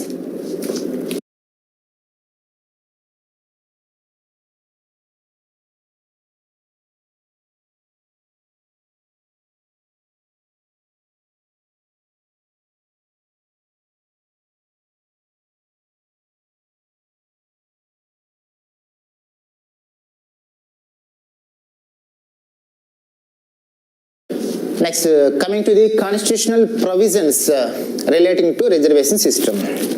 అంటే రాజ్యాంగంలో constitutional పరంగా reservation సంబంధించిన అంశాలు ఉన్నాయి. So article 15(4), article 15(6), article 16(4), article 16(4)(a), article 16(4)(b), article 16(6), article 330, 332, 243D and 243. These are the some special constitutional provisions that were provided in the Constitution of India relating to the reservation system. Coming to the first one, article 15(4). This provision provided some special provisions to the SCs, STs and BCs to uplift them socially and educationally. SCs and STs are they're socially backwarded and they are educationally backwarded. To uplift them socially and educationally, Article 15(4) is provided in the Indian Constitution. So SCs and STs and BCs were provided some special provisions to develop to empower. It means the government has provided some special authorities or some special rights to do any, to make any law or to enact any law or to do something to uplift the socially educationally backward people of SCs, STs and BCs. Okay, Article 15(4). Next, Article 15(6). 10% reservations to the economically weaker sections of OC community in educational institutions. Article 15(4) provided a provision to get reservation system in educational institutions. అంటే ఎవరైతే విద్యాపరంగా కానీ సామాజిక పరంగా కానీ బాగా వెనకబడి ఉన్నారో అటువంటి వారికి ఈ విద్యాలయాలు ఏవైతున్నాయో ప్రైవేట్ స్కూల్స్ కానీ పబ్లిక్ స్కూల్స్ కానీ లేదా ఎయిడెడ్ స్కూల్స్ ఏవైతున్నాయో అటువంటి వాటిలో కొన్ని ప్రత్యేకమైన సదుపాయాలు, some special provisions, ప్రత్యేకమైన సదుపాయాలు కల్పించవచ్చు అని ఆర్టికల్ 15(4) చెప్తే ఆర్టికల్ 15(6) ఏం చెప్తుందంటే ఎవరైతే అగ్రవర్ణాలలో ఆర్థికంగా వెనకబడి ఉంటారో economical weaker section, not socially weaker section, ఎవరైతే ఎకనామికల్ గా ఎవరైతే వీక్ అంటారో అటువంటి వారికి 10% రిజర్వేషన్ ఇవ్వాలి. దేంట్లో ఇవ్వాలి? In the school admissions, education institutes ఏవైతున్నాయో అటువంటి విద్యాలయాల్లో ఎస్సీలు, ఎస్టీలు, బీసీలకే కాకుండా ఈ యొక్క అగ్రవర్ణ పేదలకు కూడా 10% రిజర్వేషన్ ఇవ్వాలని ఆర్టికల్ 15(6) చెప్తుంది. ఇది ఎప్పుడు చేర్చారు? ఈ ప్రొవిజన్ 2019లో 103వ రాజ్యాంగ సవరణ చట్టం ద్వారా చేర్చబడింది. By 104 Constitutional Amendment Act it was added to the Constitution. It coming to the 16(4). 16(4) మనకి ఏం చెప్తుందంటే ఎవరైతే ఎస్సీలు, ఎస్టీలు ఉన్నారో వాళ్ళు ఏ విధంగా బ్యాక్వర్డ్నెస్ కలిగి ఉన్నారు? సోషల్ బ్యాక్వర్డ్నెస్ కలిగి ఉన్నారు, ఎకనామిక్ ఎడ్యుకేషన్ బ్యాక్వర్డ్నెస్ కలిగి ఉన్నారు. అంటే వాళ్ళు సామాజికంగా వెనుకబడ్డారు, విద్యాపరంగా కూడా వెనుకబడ్డారు. అటువంటి వారు ఎవరైతే ఉన్నారో అటువంటి వారికి ఉద్యోగాలకు సంబంధించి వారి యొక్క ప్రాతినిధ్యం సరిగా లేదనుకుంటే, వారికి రిప్రజెంటేషన్ సరిగా లేదని భావిస్తే గవర్నమెంట్ వాళ్ళకి రిజర్వేషన్ కల్పించవచ్చు. Reservations provided for SC community and ST community if they are not represented. Okay, ఎక్కడైనా పలానా డిపార్ట్మెంట్కి సంబంధించి ఎస్సీ రిప్రజెంటేషన్ లేదు అనుకుంటే, ఎస్టీ రిప్రజెంటేషన్ లేదనుకుంటే అలాంటప్పుడు వాళ్ళ కోసం కొన్ని వేకెన్సీస్ రిజర్వ్ చేయవచ్చు. అటువంటి అథారిటీ గవర్నమెంట్ ఉంది అని చెప్తుంది. ఇక 16(4) మనకి ఏం చెప్తుందంటే ఎవరైతే ఎస్సీ, ఎస్టీ వాళ్ళు ఉన్నారో కేవలం వాళ్ళకి ఎంప్లాయ్మెంట్లోనే రిజర్వేషన్ ఇవ్వడం కాకుండా వాళ్ళకి ప్రమోషన్లలో కూడా రిజర్వేషన్స్ అనేది కల్పించాలి. Reservations are provided for the promotions of SCs and SCs. ఇది 1995లో 77th Constitutional Amendment Act ద్వారా దీన్ని యాడ్ చేశారు. సో ఆర్టికల్ 16(4) మనకి ఏం చెప్తుంది?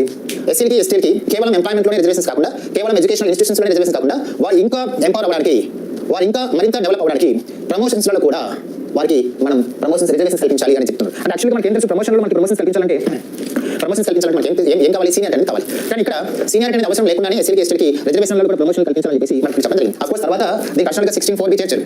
16(4) 2000లో 81st Constitutional Amendment Act ద్వారా 14(b) చేర్చారు. ఈ 14(b) ప్రకారం ఏం చేస్తారంటే ఎస్సీలకి, ఎస్టీలకి ప్రమోషన్లలో రిజర్వేషన్ కల్పించేటప్పుడు ఏజ్ అనేది సీనియారిటీని మనం ప్రాముఖ్యంగా తీసుకోవాలి. సీనియారిటీని మనం ప్రాముఖ్యంగా తీసుకొని వాళ్ళకి ప్రమోషన్లలో రిజర్వేషన్ కల్పించాలని చెప్పారు. అదేవిధంగా 16(4) మనకి ఏం చెప్తుంది? రూల్ ఆఫ్ క్యారీ ఫార్వర్డ్ గురించి చెప్తుంది.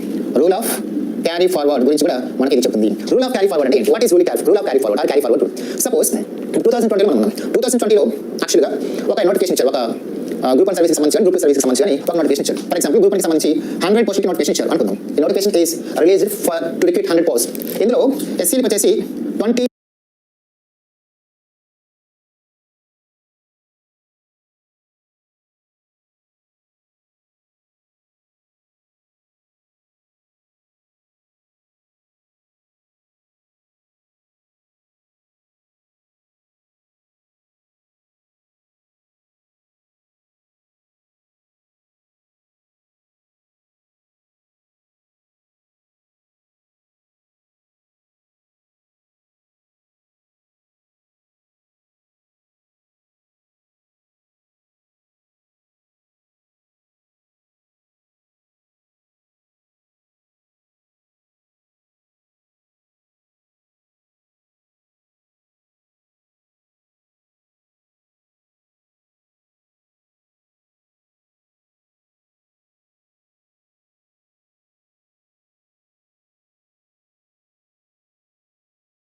ఎంప్లాయ్మెంట్లోనే రిజర్వేషన్స్ కాకుండా ఆఫ్ క్యారీ ఫార్వర్డ్ గురించి కూడా చెప్తుంది. ఎస్సీలకు వచ్చేసి ఎగ్జామ్ జరిగింది, ప్రిలిమ్స్ అయిపోయింది, మెయిన్స్ అయిపోయింది, ఇంటర్వ్యూ అయిపోయింది. కానీ ఇందులో ఈ 25 సీట్స్ ఏదైతే ఎస్సీకి రిజర్వ్ చేశారో as per qualification marks, as per merit marks only 20 members మాత్రమే క్వాలిఫై అయ్యారు. అంటే ఎస్సీలకు కేటాయించినటువంటి 25 సీట్స్లలో 5 సీట్స్ ఏమైనా మిగిలిపోయాయి. 5 సీట్స్ అనేవి మిగిలిపోయినాయి. మళ్ళీ 2021లో మనకు గ్రూప్ 1 నోటిఫికేషన్ వచ్చింది. ఈ గ్రూప్ 1 నోటిఫికేషన్ వచ్చేసి 150 పోస్టులు ఇచ్చారు.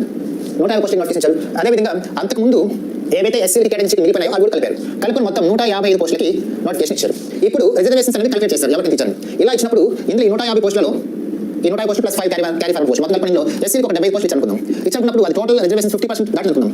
ఇలా దాటినా కానీ ఆ క్యారీ ఫార్వర్డ్ రూల్ అనేది ఖచ్చితంగా ఇంప్లిమెంట్ చేయాలి అని చెప్పేది క్యారీ ఫార్వర్డ్ రూల్. అంటే ప్రీవియస్ నోటిఫికేషన్లో ఎస్సీలకి ఆ ఎస్టీలకి రిజర్వ్ చేయబడ్డ పోస్టులు మిగిలినప్పుడు ఆ మిగిలినటువంటి పోస్టులను వచ్చే నోటిఫికేషన్లో కలిపితే అప్పుడు ఎస్సీలకి ఇచ్చిన రిజర్వేషన్ 50% దాటినా అది లీగల్ అవుతుంది, అది వ్యాలిడ్ అవుతుంది. 50% దాటినా అదేం తప్పు కాదు. అంతేగాని గతంలో మిగిలిపోయిన పోస్టులను అలాగే వదిలేయకూడదు, అవి తిరిగి వాళ్ళ చేతనే అంటే ఆ కమ్యూనిటీ చేతనే ఫిల్అప్ చేయాలి అని చెప్పేదే క్యారీ ఫార్వర్డ్ రూల్. కాబట్టి ఆర్టికల్ 14B మనకి ఏం చెప్తుందంటే ప్రమోషన్లలో ఎస్సీలకి ఎస్టీలకి రిజర్వేషన్లు కల్పించినప్పుడు సీనియారిటీ అనే దాన్ని మనం క్రైటీరియా తీసుకొని at the same time rule of carry forward కూడా ఇంప్లిమెంట్ చేయాలని చెప్తుంది ఆర్టికల్ 14B. ఇది మనకి 2081 కాన్స్టిట్యూషనల్ అమెండ్మెంట్ యాక్ట్ ద్వారా చేర్చారు. ఓకే, ఇది 4B. ఇక్కడ మనం చూస్తే 16 మనం చూసినట్లయితే it is 10% reservations provide to the economically weaker sections of OC community. So this was added to the Indian Constitution in 2019 by 103rd Constitutional Amendment Act.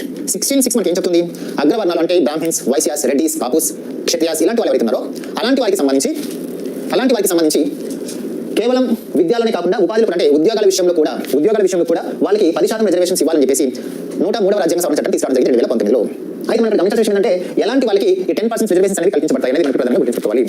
ఈ 103rd Constitutional Amendment Act ప్రకారం ఎలాంటి వారు మాత్రమే 10% ఈడబ్ల్యూఎస్ రిజర్వేషన్ ఎలిజిబుల్ అవుతారంటే ఎవరైతే annual income అనేది below 8 lakhs ఉంటుందో, ఎవరి income అయితే బిలో 8 lakhs ఉంటుందో అలాంటి వారు, అదేవిధంగా ఎవరైతే 5 acres ఆఫ్ ల్యాండ్ కంటే తక్కువ కలిగి ఉంటారో, అదేవిధంగా ఎవరైతే 100 square feet కంటే తక్కువ ఏరియాలో రెసిడెన్షియల్ ఫ్లాట్ కలిగి ఉంటారో, అది మున్సిపాలిటీ అయితే 100 square feet, అదేవిధంగా 200 square yards మున్సిపాలిటీస్ ఎలాంటి వాళ్ళకి ఉంటారో అటువంటి వారందరూ కూడా సాధారణంగా ఈ యొక్క 103వ రాజ్యాంగ సవరణ చట్టం ప్రకారం రిజర్వేషన్స్ 10% రిజర్వేషన్స్ కి అమలు ఉంటాయని చెప్పేసి మనకి ప్రధానంగా చెప్పడం జరిగింది. ఇక్కడ మనం ప్రధానంగా చూస్తే క్వశ్చన్స్ మనకి అడిగిన అవకాశం ఎక్కడ ఏముందంటే ఈ 10% రిజర్వేషన్స్ అనేవి ఎలాంటి క్వాలిఫికేషన్స్ కలిగి ఉండాలి. మనకి ఈడబ్ల్యూఎస్ సెక్షన్ ఏదైతే ఉందో ఓసీలో అలాంటి వాళ్ళకి 10% రిజర్వేషన్స్ అనేవి రావాలంటే ఏమేమి ఉండాలి అనేది మనం గమనించాలి.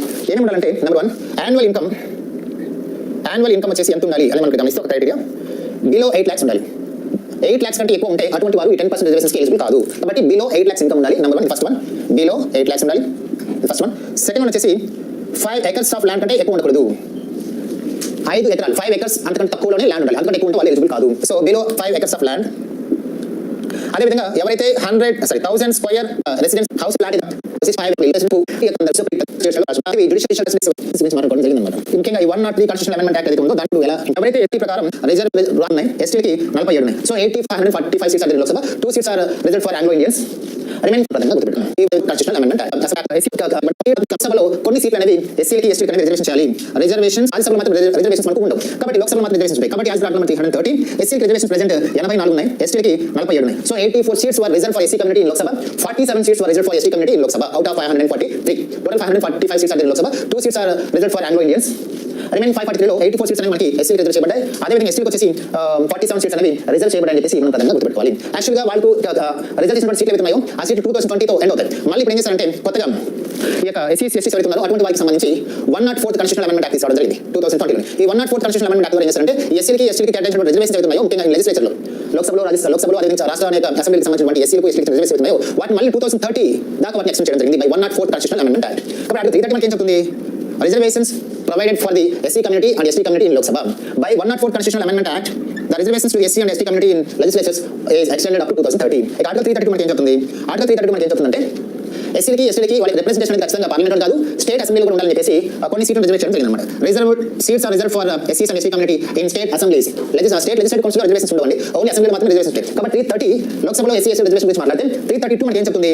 ఎస్సీ ఎస్టీ యొక్క రిజర్వేషన్స్ అసెంబ్లీలో వాళ్ళ రిజర్వేషన్స్ గురించి మనకి చెప్పడం జరుగుతుంది. అది కూడా 2030 దాకా ఎక్స్టెండ్ చేయడం జరిగిందన్నమాట by 104th Constitutional Amendment Act. ఇక మనం ఆర్టికల్ 243D గురించి మనం మాట్లాడుకుంటే article 243D provides special reservation to the ఎస్సీస్ and STs and other backward classes in gram panchayats. మనము 73rd Constitutional Amendment Act 74th Constitutional Amendment Act చదువుకున్నప్పుడు పంచాయతీలలో అదే మున్సిపాలిటీలలో ఏ కమ్యూనిటీకి ఎంత రిజర్వేషన్స్ ఇవ్వాలని మనం తెలుసుకుంటాం. కాబట్టి article 243D provides special provisions to the representation of SCs and ST communities, STs and BC communities also in Gram Panchayats.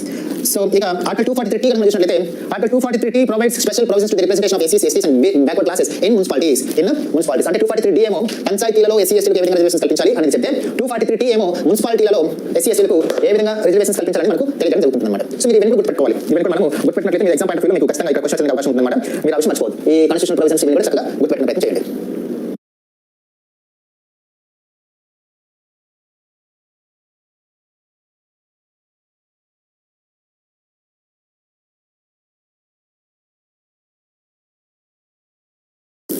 Article 17. Article 17 deals with abolition of untouchability. Abolition of untouchability. Abolition of untouchability అంటే మనకి అస్పృశ్యత నిషేధం అని చెప్పేసి అనొచ్చు. In India, untouchability is one of the most dangerous social issue. Untouchability అంటే అస్పృశ్యత మనకున్నటువంటి సమాజంలో ఒక ప్రమాదకరమైనటువంటి సోషల్ ఇష్యూ అది. ప్రజెంట్ అంత సివియర్గా లేదు కానీ ఒకప్పుడు ఈ అన్టచబిలిటీ అనేది ఒక పెద్ద ప్రాబ్లం అనమాట. సొసైటీలో ఉన్నటువంటి కొన్ని కేటగిరీస్ ఆఫ్ పీపుల్, ముఖ్యంగా షెడ్యూల్డ్ క్యాస్ట్, వారిని మనం పంచములు అని పిలిచారు ఒకప్పుడు, పంచములు, ఓకేనా. సో తర్వాత షెడ్యూల్డ్ ట్రైబ్స్, ఇలాంటి వారిని యాక్చువల్గా గ్రామానికి దూరంగా, ఊరికి దూరంగా పెట్టేసి వారిని బహిరంగ ప్రదేశాలకి రానివ్వకుండా, మంచినీళ్ళు తాగడానికి మంచినీళ్ళ బావి దగ్గరికి రానివ్వకుండా, ఓకే, వారికి మంచి విద్యా అవకాశాలు లేకుండా విద్యాలయాలకు రానివ్వకుండా, దేవాలయాలకి కూడా రానివ్వకుండా వారిని సమాజానికి చాలా దూరంలో వాళ్ళు పెట్టేసేవారు. అలా పెట్టడం వల్ల కొన్ని తరాల పాటు వారు అభివృద్ధికి చాలా దూరంగా ఉండిపోయారు. అభివృద్ధికి చాలా దూరంగా ఉండిపోవడం వల్ల ఏమైందంటే వాళ్ళు సోషల్గా బ్యాక్వర్డ్ అయ్యారు, ఎకనామికల్గా కూడా వాళ్ళు బ్యాక్వర్డ్ అయ్యారు, ఎడ్యుకేషన్ పరంగా కూడా వాళ్ళు బ్యాక్వర్డ్ అయ్యారు. ఎప్పుడైతే మనం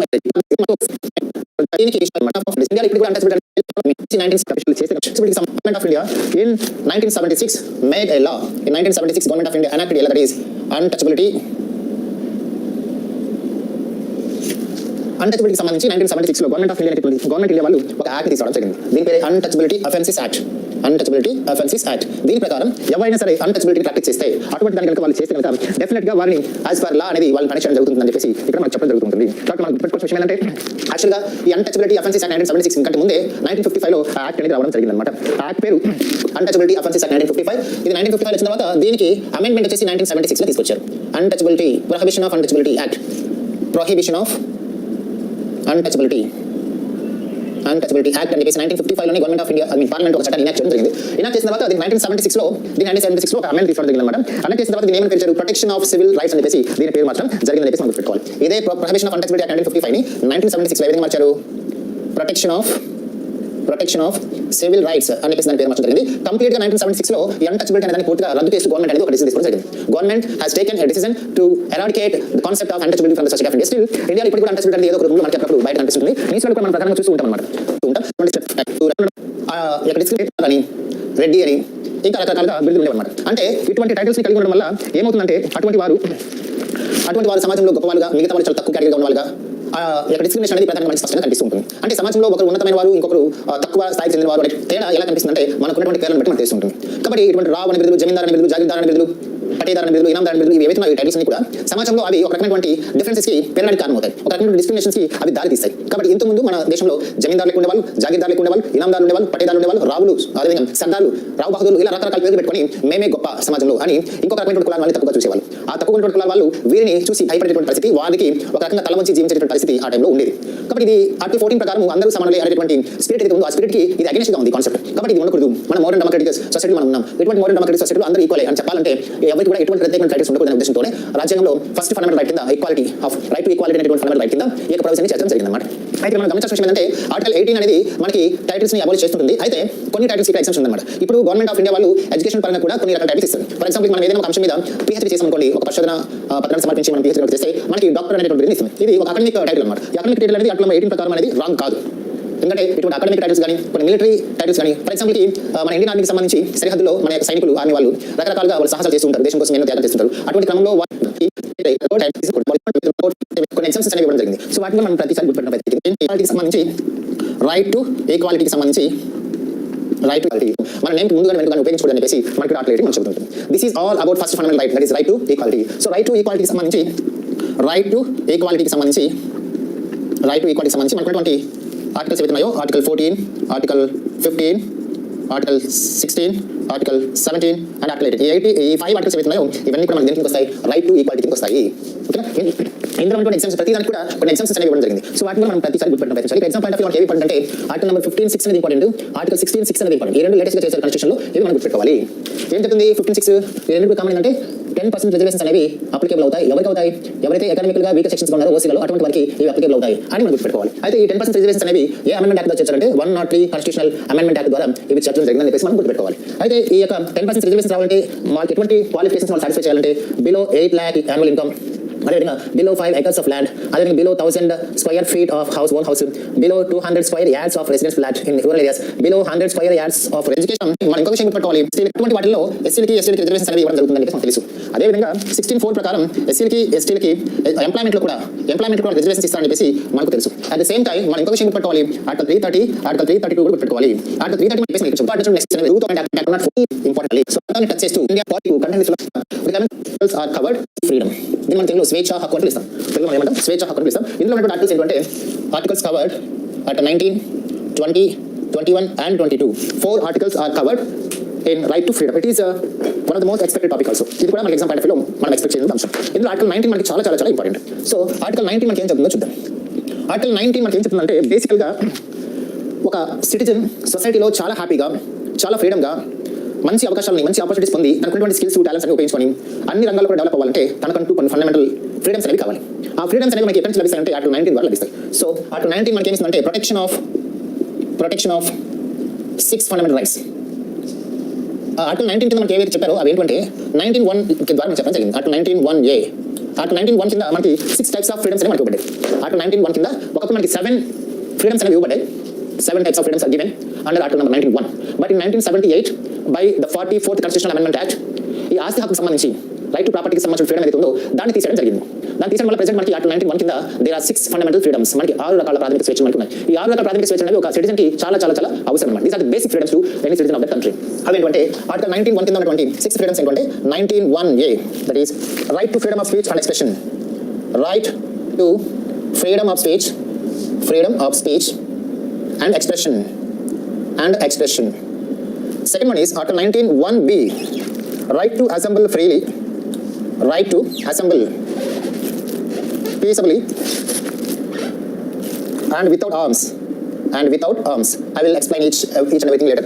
19(1)(c), third freedom, that is promised by article 19, right to form associations or unions or cooperative societies. Article number 19(1)(d), right to move freely throughout the territory of India.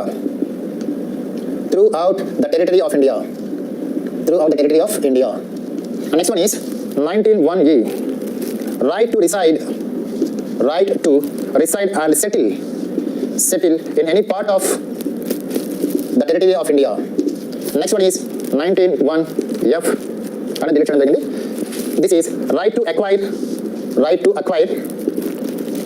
hold and dispose of property. And 19(1)(g), right to practice any profession or to carry on any occupation, trade or business. In original constitution there are 7 fundamental freedoms are promised or given under article number 19. Article number 19(a) is providing a protection of 6 fundamental freedoms. Basically there are 7, but in 1978 by the 44th Constitutional Amendment Act, a freedom, that is right to acquire, hold and dispose of property, is deleted from article number 19(1). And now we have only 6 freedoms under article number 19(1). They are article number 19(1)(a). But in 1978 by the 44th Constitutional Amendment Act, a freedom, that is right to acquire, hold and dispose of property, is deleted from article number 19(1). And now we have only 6 freedoms under article number 19(1). They are article number 19(1)(a) is right to freedom of speech and expression. This is the most important clause that is provided by the Constitution of India. It is the basic freedom of any citizen in India. Without freedom of expression, without freedom of speech, what can a citizen can do? Nothing. So it is the fundamental and the basic freedom of any citizen that is guaranteed by the Constitution of India. What do you mean by right to freedom of speech and expression? Every individual has their own expressions, has their own views, has their own opinions on a particular issue. By this article number 19(1)(a), one can express his views freely, one can express his opinion freely, one can express his thoughts and ideas freely. Expression of speech is the basic fundamental freedom of Indian Constitution. దీని మన తెలుగులో ఏమంటామంటే భావ ప్రకటన స్వేచ్ఛ. నౌడేస్ ఇప్పుడున్నటువంటి సిచ్యువేషన్లో ఈ right to freedom of speech and expression అనేది మనం ఎలా అర్థం చేసుకోవాలంటే, ఫర్ ఎగ్జాంపుల్ టీవీస్ ఉన్నాయి, న్యూస్ పేపర్స్ ఉన్నాయి, సోషల్ మీడియా ఉంది. ఇవన్నీ కూడా ఏం చేస్తాయి, న్యూస్ అనేది దాన్ని ప్రెజెంట్ చేస్తుంటాయి. కొన్ని న్యూస్ ఛానల్స్ గవర్నమెంట్ అపోజిట్ రాస్తాయి, కొన్ని వచ్చేసి సపోర్ట్ చేస్తూ రాస్తాయి. సోషల్ మీడియాలో ఏదైనా ఒక ఇష్యూ జరిగితే దాని మీద నెగిటివ్ గాను పాజిటివ్ గాను కామెంట్ రాయడం జరుగుతుంది. న్యూస్ పేపర్స్ కూడా ఒక అంశం మీద ఒక వ్యతిరేకంగా కొన్ని రాస్తాయి, పాజిటివ్గా కొన్ని రాస్తాయి. ఇలా రాయడం వల్ల ఏమవుతుంది, ఒక అంశం మీద వేరే వేరే వ్యక్తుల యొక్క వేరే వేరే అభిప్రాయాన్ని మనం తీసుకోవడం జరుగుతుంది. ఇలా వేరే వేరే సందర్భాలలో వేరే వేరే వ్యక్తుల యొక్క వేరే వేరే సమస్యల మీద వేరే వేరే అభిప్రాయాలు తీసుకోవడం వల్ల మనకి ఒక భిన్నమైనటువంటి అభిప్రాయం వ్యక్తమవుతుంది. దాని ద్వారా సమాజంలో ఏం జరుగుతుంది, సమాజంలో అసలు ప్రజల యొక్క ఒపీనియన్ ఏ విధంగా తీసుకోవడం జరుగుతుంది. దీనివల్ల ప్రభుత్వాలు వాటి అనుగుణంగా చట్టాలు చేయగలుగుతాయి. అలా అనుగుణంగా చట్టాలు చేయగలంటే ప్రజల నుంచి మనం అటువంటి ఒపీనియన్స్ మనం తీసుకోవాలన్నప్పుడు అటువంటి రైట్ వాళ్ళకి మనం ప్రారంభించాలి. అటువంటి right right to freedom of speech and expression. మనకి ఎగ్జామ్ పాయింట్ ఆఫ్ వ్యూలో మోస్ట్ ఇంపార్టెంట్ థింగ్ ఏంటంటే social media, news papers, TV, electronic media, print media అవి వేటి కిందకి వస్తాయి. ఆల్ దీస్ మీడియా ఆర్గనైజేషన్స్ అయితే electronic media, print media, news papers, television, social media all comes under freedom of speech and expression.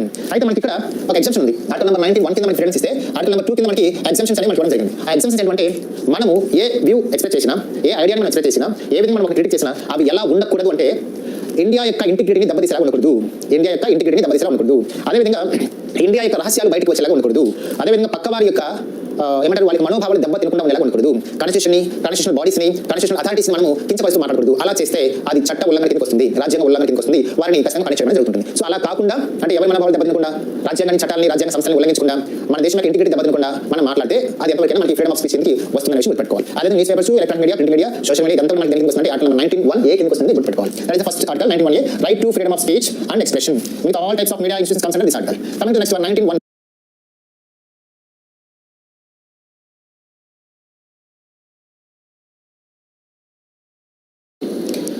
ఇప్పుడున్నటువంటి సొసైటీలో మనకి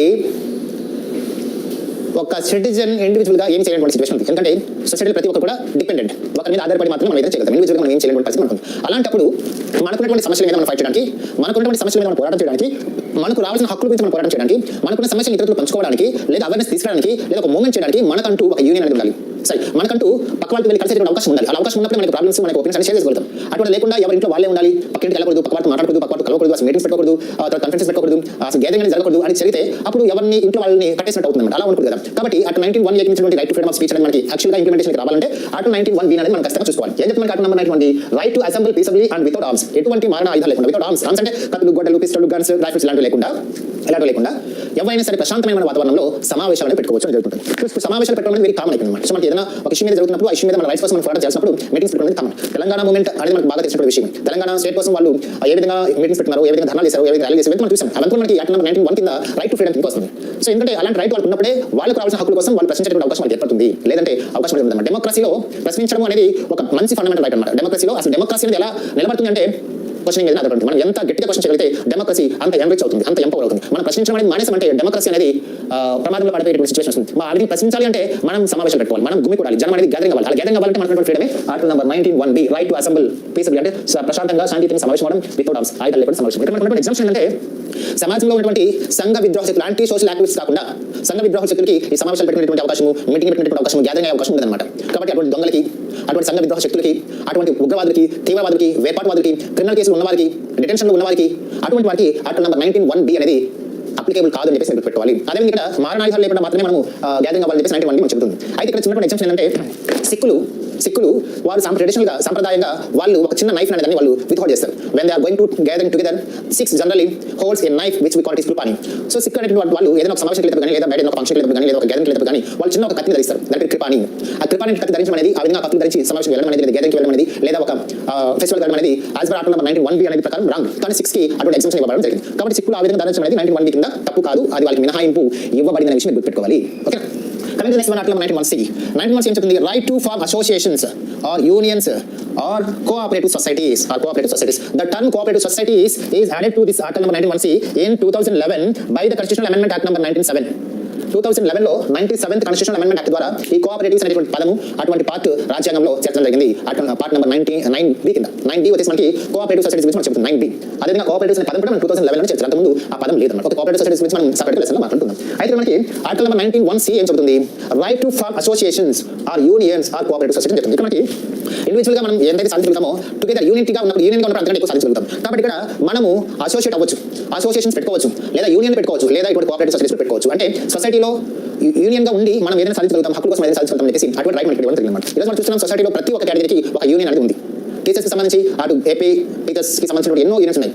APTF అని లేదంటే పిఆర్టీయూ అని యాక్చువల్ ఐ డోంట్ నో రకరకాల ఉంటాయి. అదేవిధంగా ప్రతి ఒక్క కమ్యూనిటీ, అదేవిధంగా ఇంజనీర్స్కి సంబంధించిన ఒక యూనియన్ ఉంటుంది. అలాగే so not only engineers and teachers, ప్రతి ఒక్క వర్గానికి వాళ్ళ ప్రభుత్వ ఉద్యోగులైనా ప్రైవేట్ ఉద్యోగులైనా ఉద్యోగులు కాకపోయినా ఈవెన్ దే ఆర్ అన్ఎంప్లాయ్స్, నిరుద్యోగులైనా సరే వాళ్ళకి ఒక యూనియన్ ఉంటుంది, వాళ్ళకి ఒక అసోసియేషన్ ఉంటుంది. అదేవిధంగా ఆర్టిస్టులకు కూడా కొన్ని యూనియన్ ఉంటాయి. అదేవిధంగా పొలిటికల్ పార్టీస్ కూడా కొన్ని యూనియన్ ఉంటాయి, పొలిటికల్ లీడర్స్కి కూడా యూనియన్ ఉంటాయి, స్పోర్ట్స్ పర్సన్స్కి కూడా యూనియన్ ఉంటాయి. అదేవిధంగా ఇలా సమాజంలో ఉన్నటువంటి ప్రతి ఒక్క ఈవెన్ మహిళలకు కూడా, సమాజంలో ఉన్నటువంటి ప్రతి ఒక్కరికి కూడా కొన్ని యూనియన్స్ అనేవి ఉంటాయి అన్నమాట. సో యూనియన్స్ అనేవి ఎలా ఫామ్ అవుతాయంటే as per article number 91C unions or associations any cooperative union form. మరి ఇవి ఫామ్ చేసుకోవడం వల్ల మనకి ఏమొస్తుంది?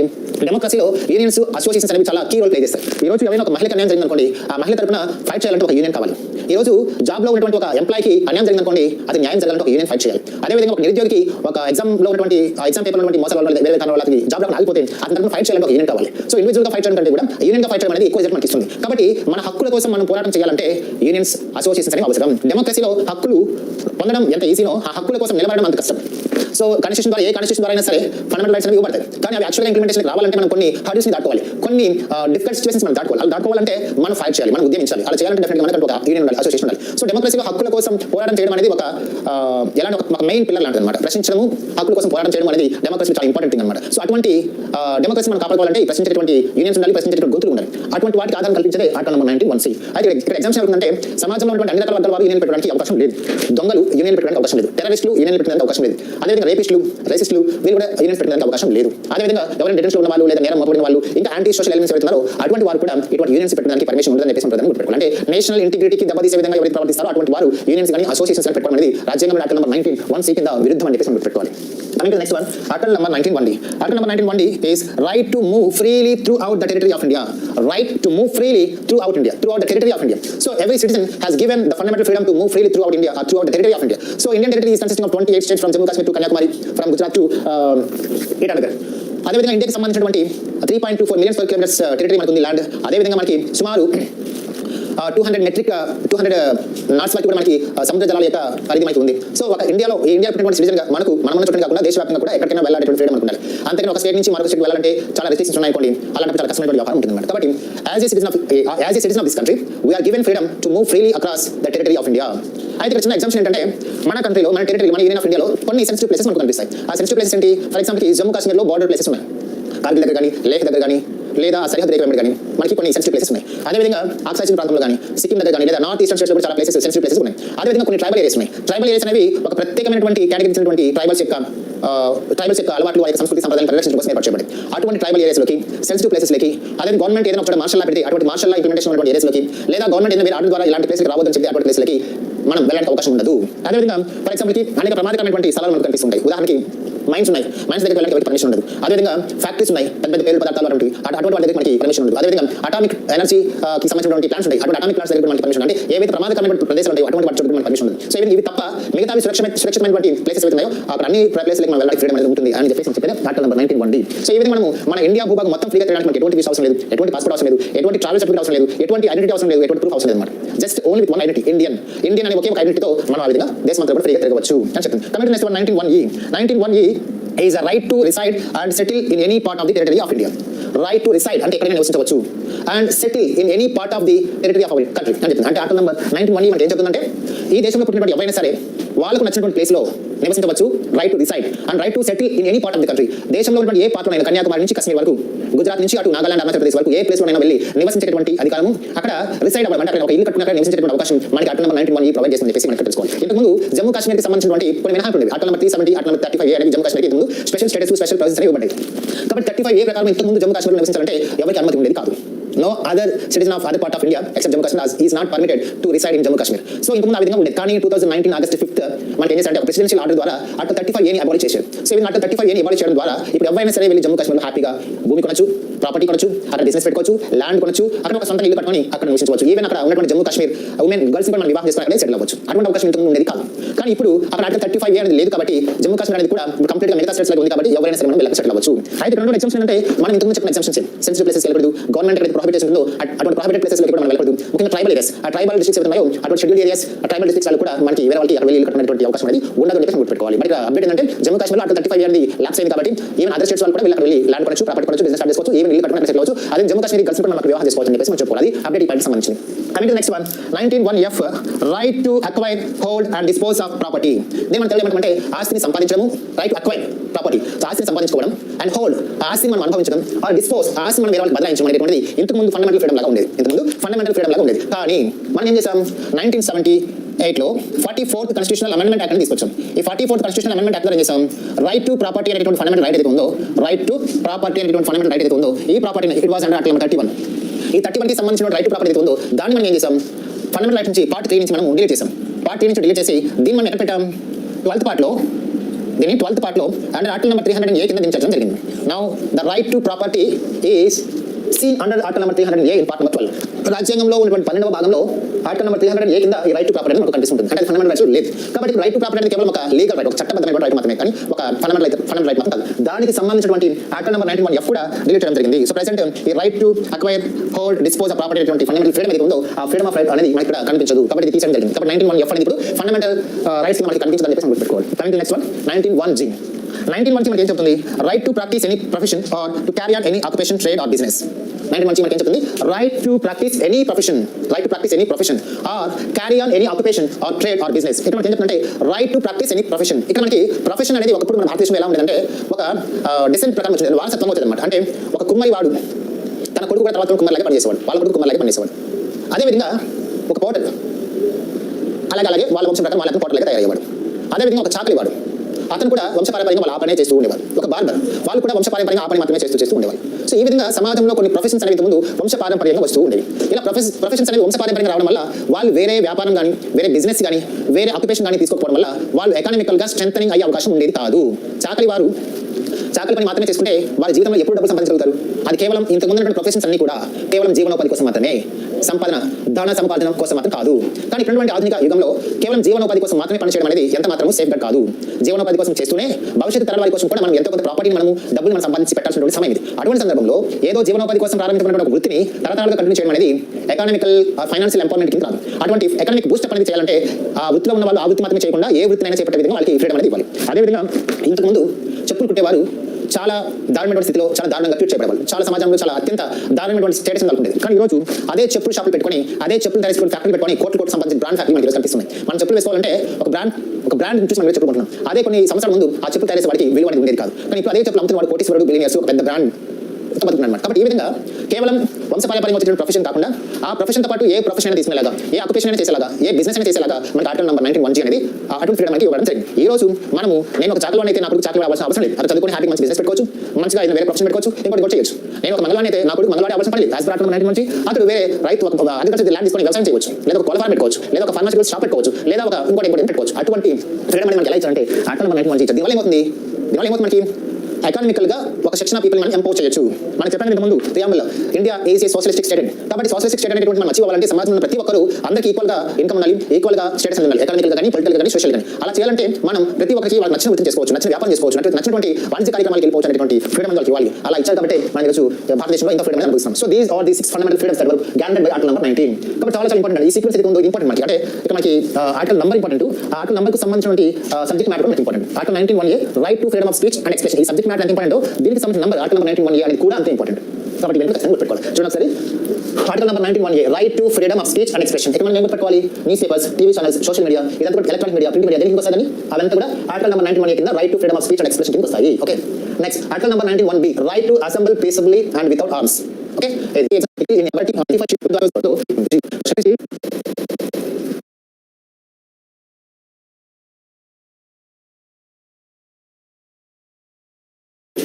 next article number 20. Article number 20 refers to that protection in respect of conviction for offences. Protection, right to protection against convictions for offences. Protection in other terms, protection in respect of, protection in respect of convictions for offences.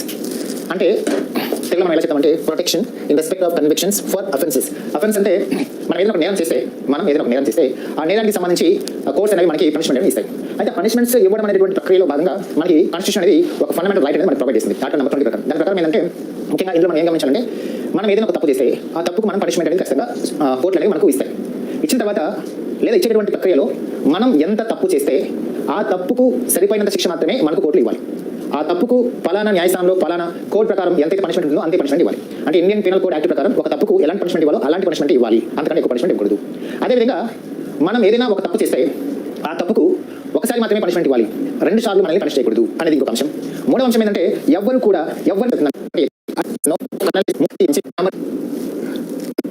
అంటే no ex post facto laws. ఇక్కడ మనకి what is and ex post facto laws. ఇక్కడ మనకి చట్టాలని అవి ఎప్పటి నుంచి అమలవుతాయి, చట్టాలు అనేవి ఎప్పటి నుంచి అమలవుతాయి దానికి సంబంధించి మనకి పాలిటీ టెర్మినాలజీలో మనకి 2 అంశాలు ఉన్నాయి. చట్టాలు అనేవి అవి ఎప్పటి నుంచి అమలవుతాయి, అప్లికేబుల్ అవుతాయి అనే దానికి సంబంధించి మనకి 2 అంశాలు మనకి ప్రధానంగా గమనిస్తాం. ఒకటి ఏంటంటే ఎక్స్ పోస్ట్ ఫ్యాక్టో లాస్, చాలా important.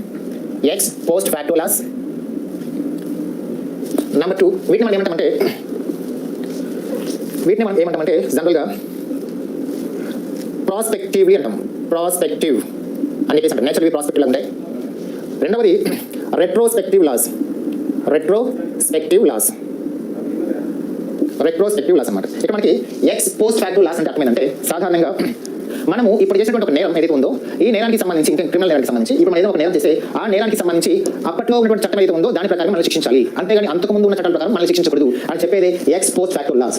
Ex post facto laws is one that imposes penalties retrospectively, that is upon acts already done or which increases the penalties for such acts. మనం ఏం గుర్తుపెట్టుకోవాలంటే ఎక్స్ పోస్ట్ ఫ్యాక్టో లాస్ అంటే ఎవరైనా సరే మనం ఒక తప్పు చేస్తే ఆ తప్పుకు సంబంధించి తప్పు చేసిన రోజు నుంచి కానీ తర్వాత రోజుకి సంబంధించి కానీ ఆ చట్టం అనేది అమలు అవుతుంది, అంతకు ముందు నుంచి అమలు కాదు అని చెప్పేది ఎక్స్ పోస్ట్ ఫ్యాక్టో లాస్ అన్నమాట. సో ఈ విధంగా పాస్ట్ అనేది వర్తించాలన్నమాట. పాస్ట్ అనేది వర్తించకుండా ప్రెజెంట్కి అదేవిధంగా ఫ్యూచర్కి ఒక చట్టం అనేది కనుక అప్లికేబుల్ అవుతే దాన్ని మనం ఏమంటామంటే ఎక్స్ పోస్ట్ ఫ్యాక్టో లాస్ అని చెప్పేసి అంటాం అనమాట. ఆఫ్టర్ ద ఫ్యాక్ట్ అంటే జరిగిన తర్వాత, అదేవిధంగా now and after the fact, now and after.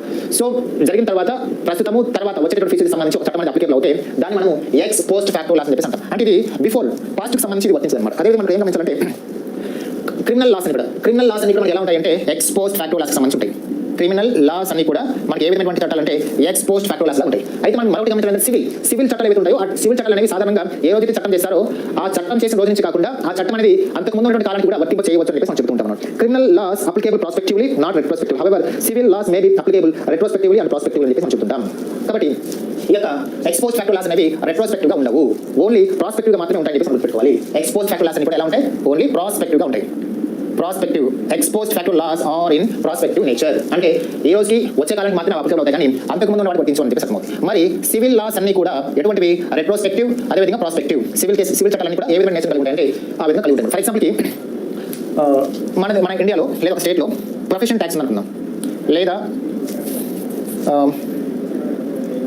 ఏదైనా ఒక అనుకుందాం. ఫర్ ఎగ్జాంపుల్కి ఒక ట్యాక్స్, ముఖ్యంగా ట్యాక్స్కి సంబంధించి ఇంటి పన్ను ఉంటుంది కదా, హౌస్ ట్యాక్స్ అనుకుందాం. ఈ హౌస్ ట్యాక్స్కి సంబంధించి ఒక గవర్నమెంట్ ఆ ట్యాక్స్ని 5% నుంచి 10% పెంచుతూ ఒక చట్టం చేసింది. ఒక స్టేట్ గవర్నమెంట్ హౌస్ ట్యాక్స్కి సంబంధించి గతంలో 5% ని 10% పెంచుతూ చట్టం చేస్తాం. అలా చట్టం చేసినప్పుడు ఈ చట్టం ఎప్పుడు చేశారు, 2020 ఆగస్ట్ 1 చేశారు చట్టం. ఆ రోజు చట్టం అమలులోకి వచ్చింది. అయితే చట్టంలో పెట్టిన సెక్షన్స్ ఏమంటే ఈ చట్టం అనేది 2019 జనవరి 1 నుంచి అమలులోకి వస్తుంది అని చెప్పారనుకోండి. అప్పుడు ఏమవుతుంది, యాక్చువల్గా ఈ ట్యాక్స్ సిస్టమ్ అంతా కూడా దేనికి వస్తుంది, సివిల్ కేసుకి సంబంధించి వస్తుంది అనమాట. ఫస్ట్ మీరు ఏం చేయాలంటే what is the main difference between criminal laws and civil laws అని మీరు పెట్టుకోవాలి. క్రిమినల్ లాస్ అంటే మర్డర్, రేప్, ఓకేనా, అదేవిధంగా ఇటువంటివి హత్యకి సంబంధించి కానీ, అత్యాచారానికి సంబంధించి కానీ, రాబరీ, దోపిడీకి సంబంధించి కానీ, అటాక్స్, టెర్రరిస్ట్ అటాక్స్, ఇలాంటి వాటికి సంబంధించినటువంటి చట్టాలు మనము క్రిమినల్ లాస్ అని చెప్పేసి అంటాం. వాటికి సంబంధించిన క్రిమినల్ లాస్ అని చెప్పేసి అంటాం. వేరాస్ ఆస్తి వివాదాలు, భూమి వివాదాలు, ల్యాండ్ ఇష్యూస్, మ్యారేజ్కి సంబంధించిన వివాదాలు, డివోర్స్, విడాకులకు సంబంధించిన వివాదాలు, ఇటువంటివన్నీ కూడా మనము సివిల్ లాస్కి వస్తాయి. Marriage issues, divorce issues, land issues, property issues, family issues, ఇలాంటివన్నీ కూడా comes under civil laws. Whereas murder attempts, assassination attempts, robbery items, rape, all such things comes under criminal laws. ఓకేనా. సివిల్ లాస్ అనేవి ఎలా ఉంటుంది nature, civil laws are both prospective and retrospective. Prospective అంటే ఒక చట్టం అనేది ఈ రోజు చేసినప్పటికీ అది గతంలో జరిగినటువంటి కొంత కాలానికి కూడా అప్లికేబుల్ అవుతే అట్ ది సేమ్ టైం ఫ్యూచర్కి వర్తిస్తే దాన్ని మనం రెట్రోస్పెక్టివ్ అని చెప్పేసి అంటాం. అలా కాకుండా ఓన్లీ ప్రెజెంట్ ఫ్యూచర్కి మాత్రం వర్తిస్తే దాన్ని మనం ప్రాస్పెక్టివ్ అని చెప్పేసి అంటాం. కాబట్టి సివిల్ కేసులు అనేవి అటు ప్రాస్పెక్టివ్ నేచర్ కలిగి ఉంటాయి, రెట్రోస్పెక్టివ్ నేచర్ కలిగి ఉంటాయి. అలా కాకుండా క్రిమినల్ చట్టాలు ఏవైతే ఉన్నాయో క్రిమినల్ చట్టాలు అనేవి గతానికి వర్తించవు. All criminal laws are not applicable to the past, they only applicable to the present scenario and future. That's why criminal laws are not retrospective. They are only prospective.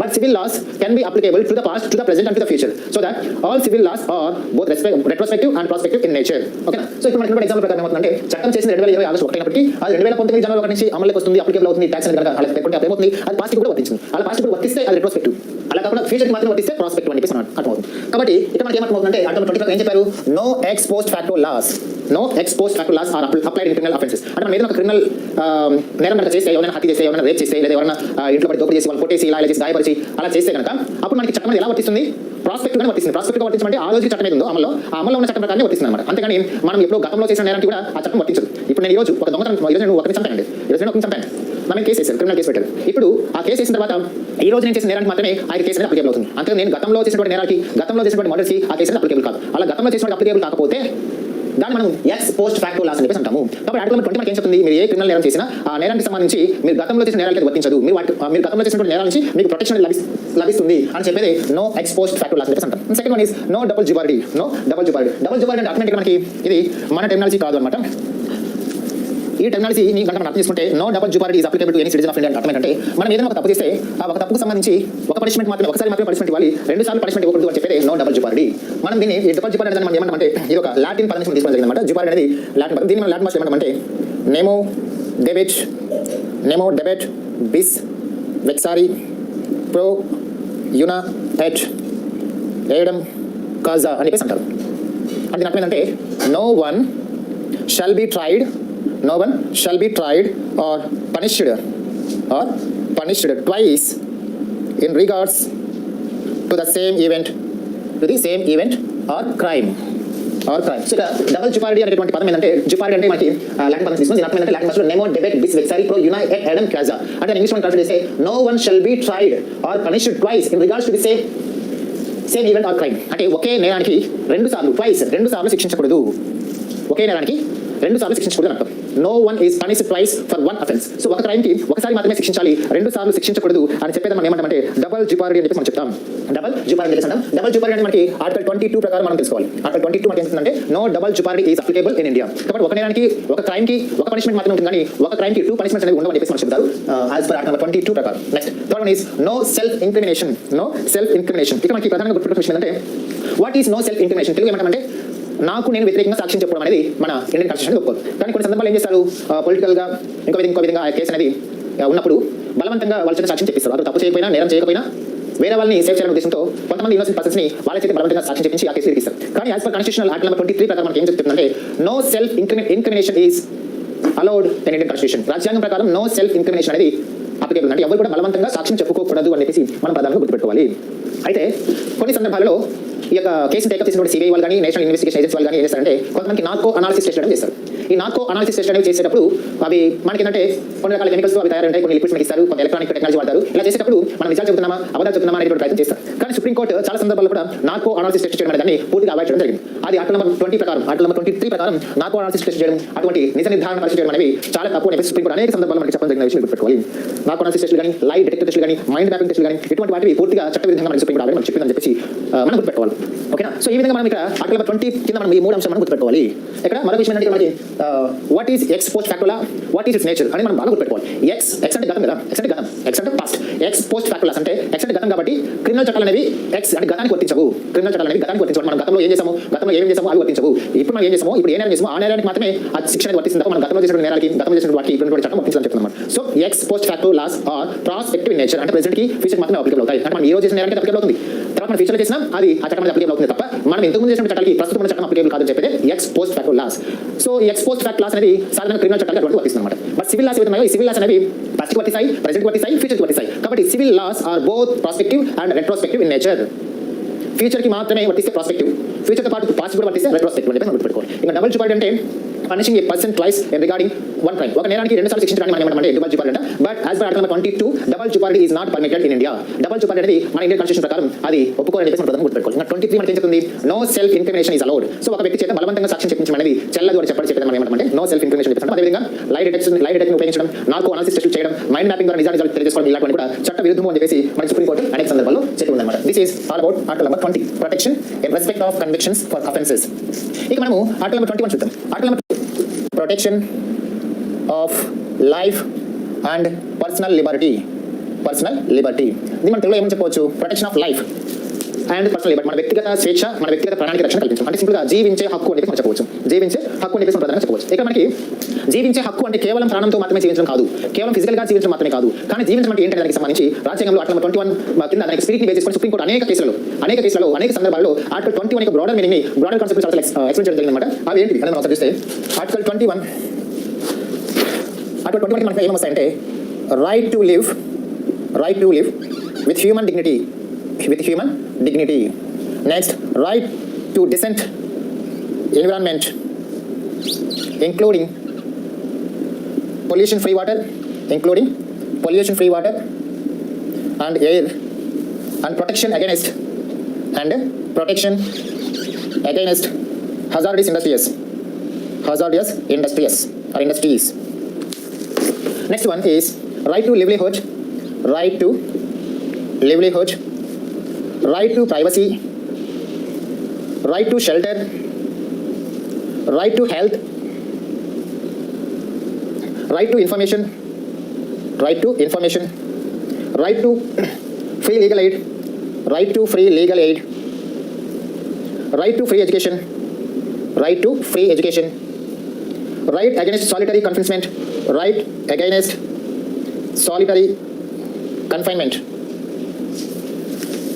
Next, right to speedy trial. అంటే వేగవంతంగా విచారణ చేసుకోవడం ఒక కేసులో. Right to speedy trial, right against hand cuffing, right against inhuman treatment,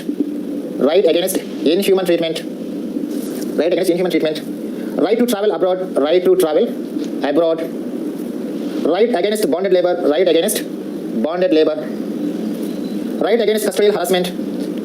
against custodial harassment, right against custodial harassment, right to emergency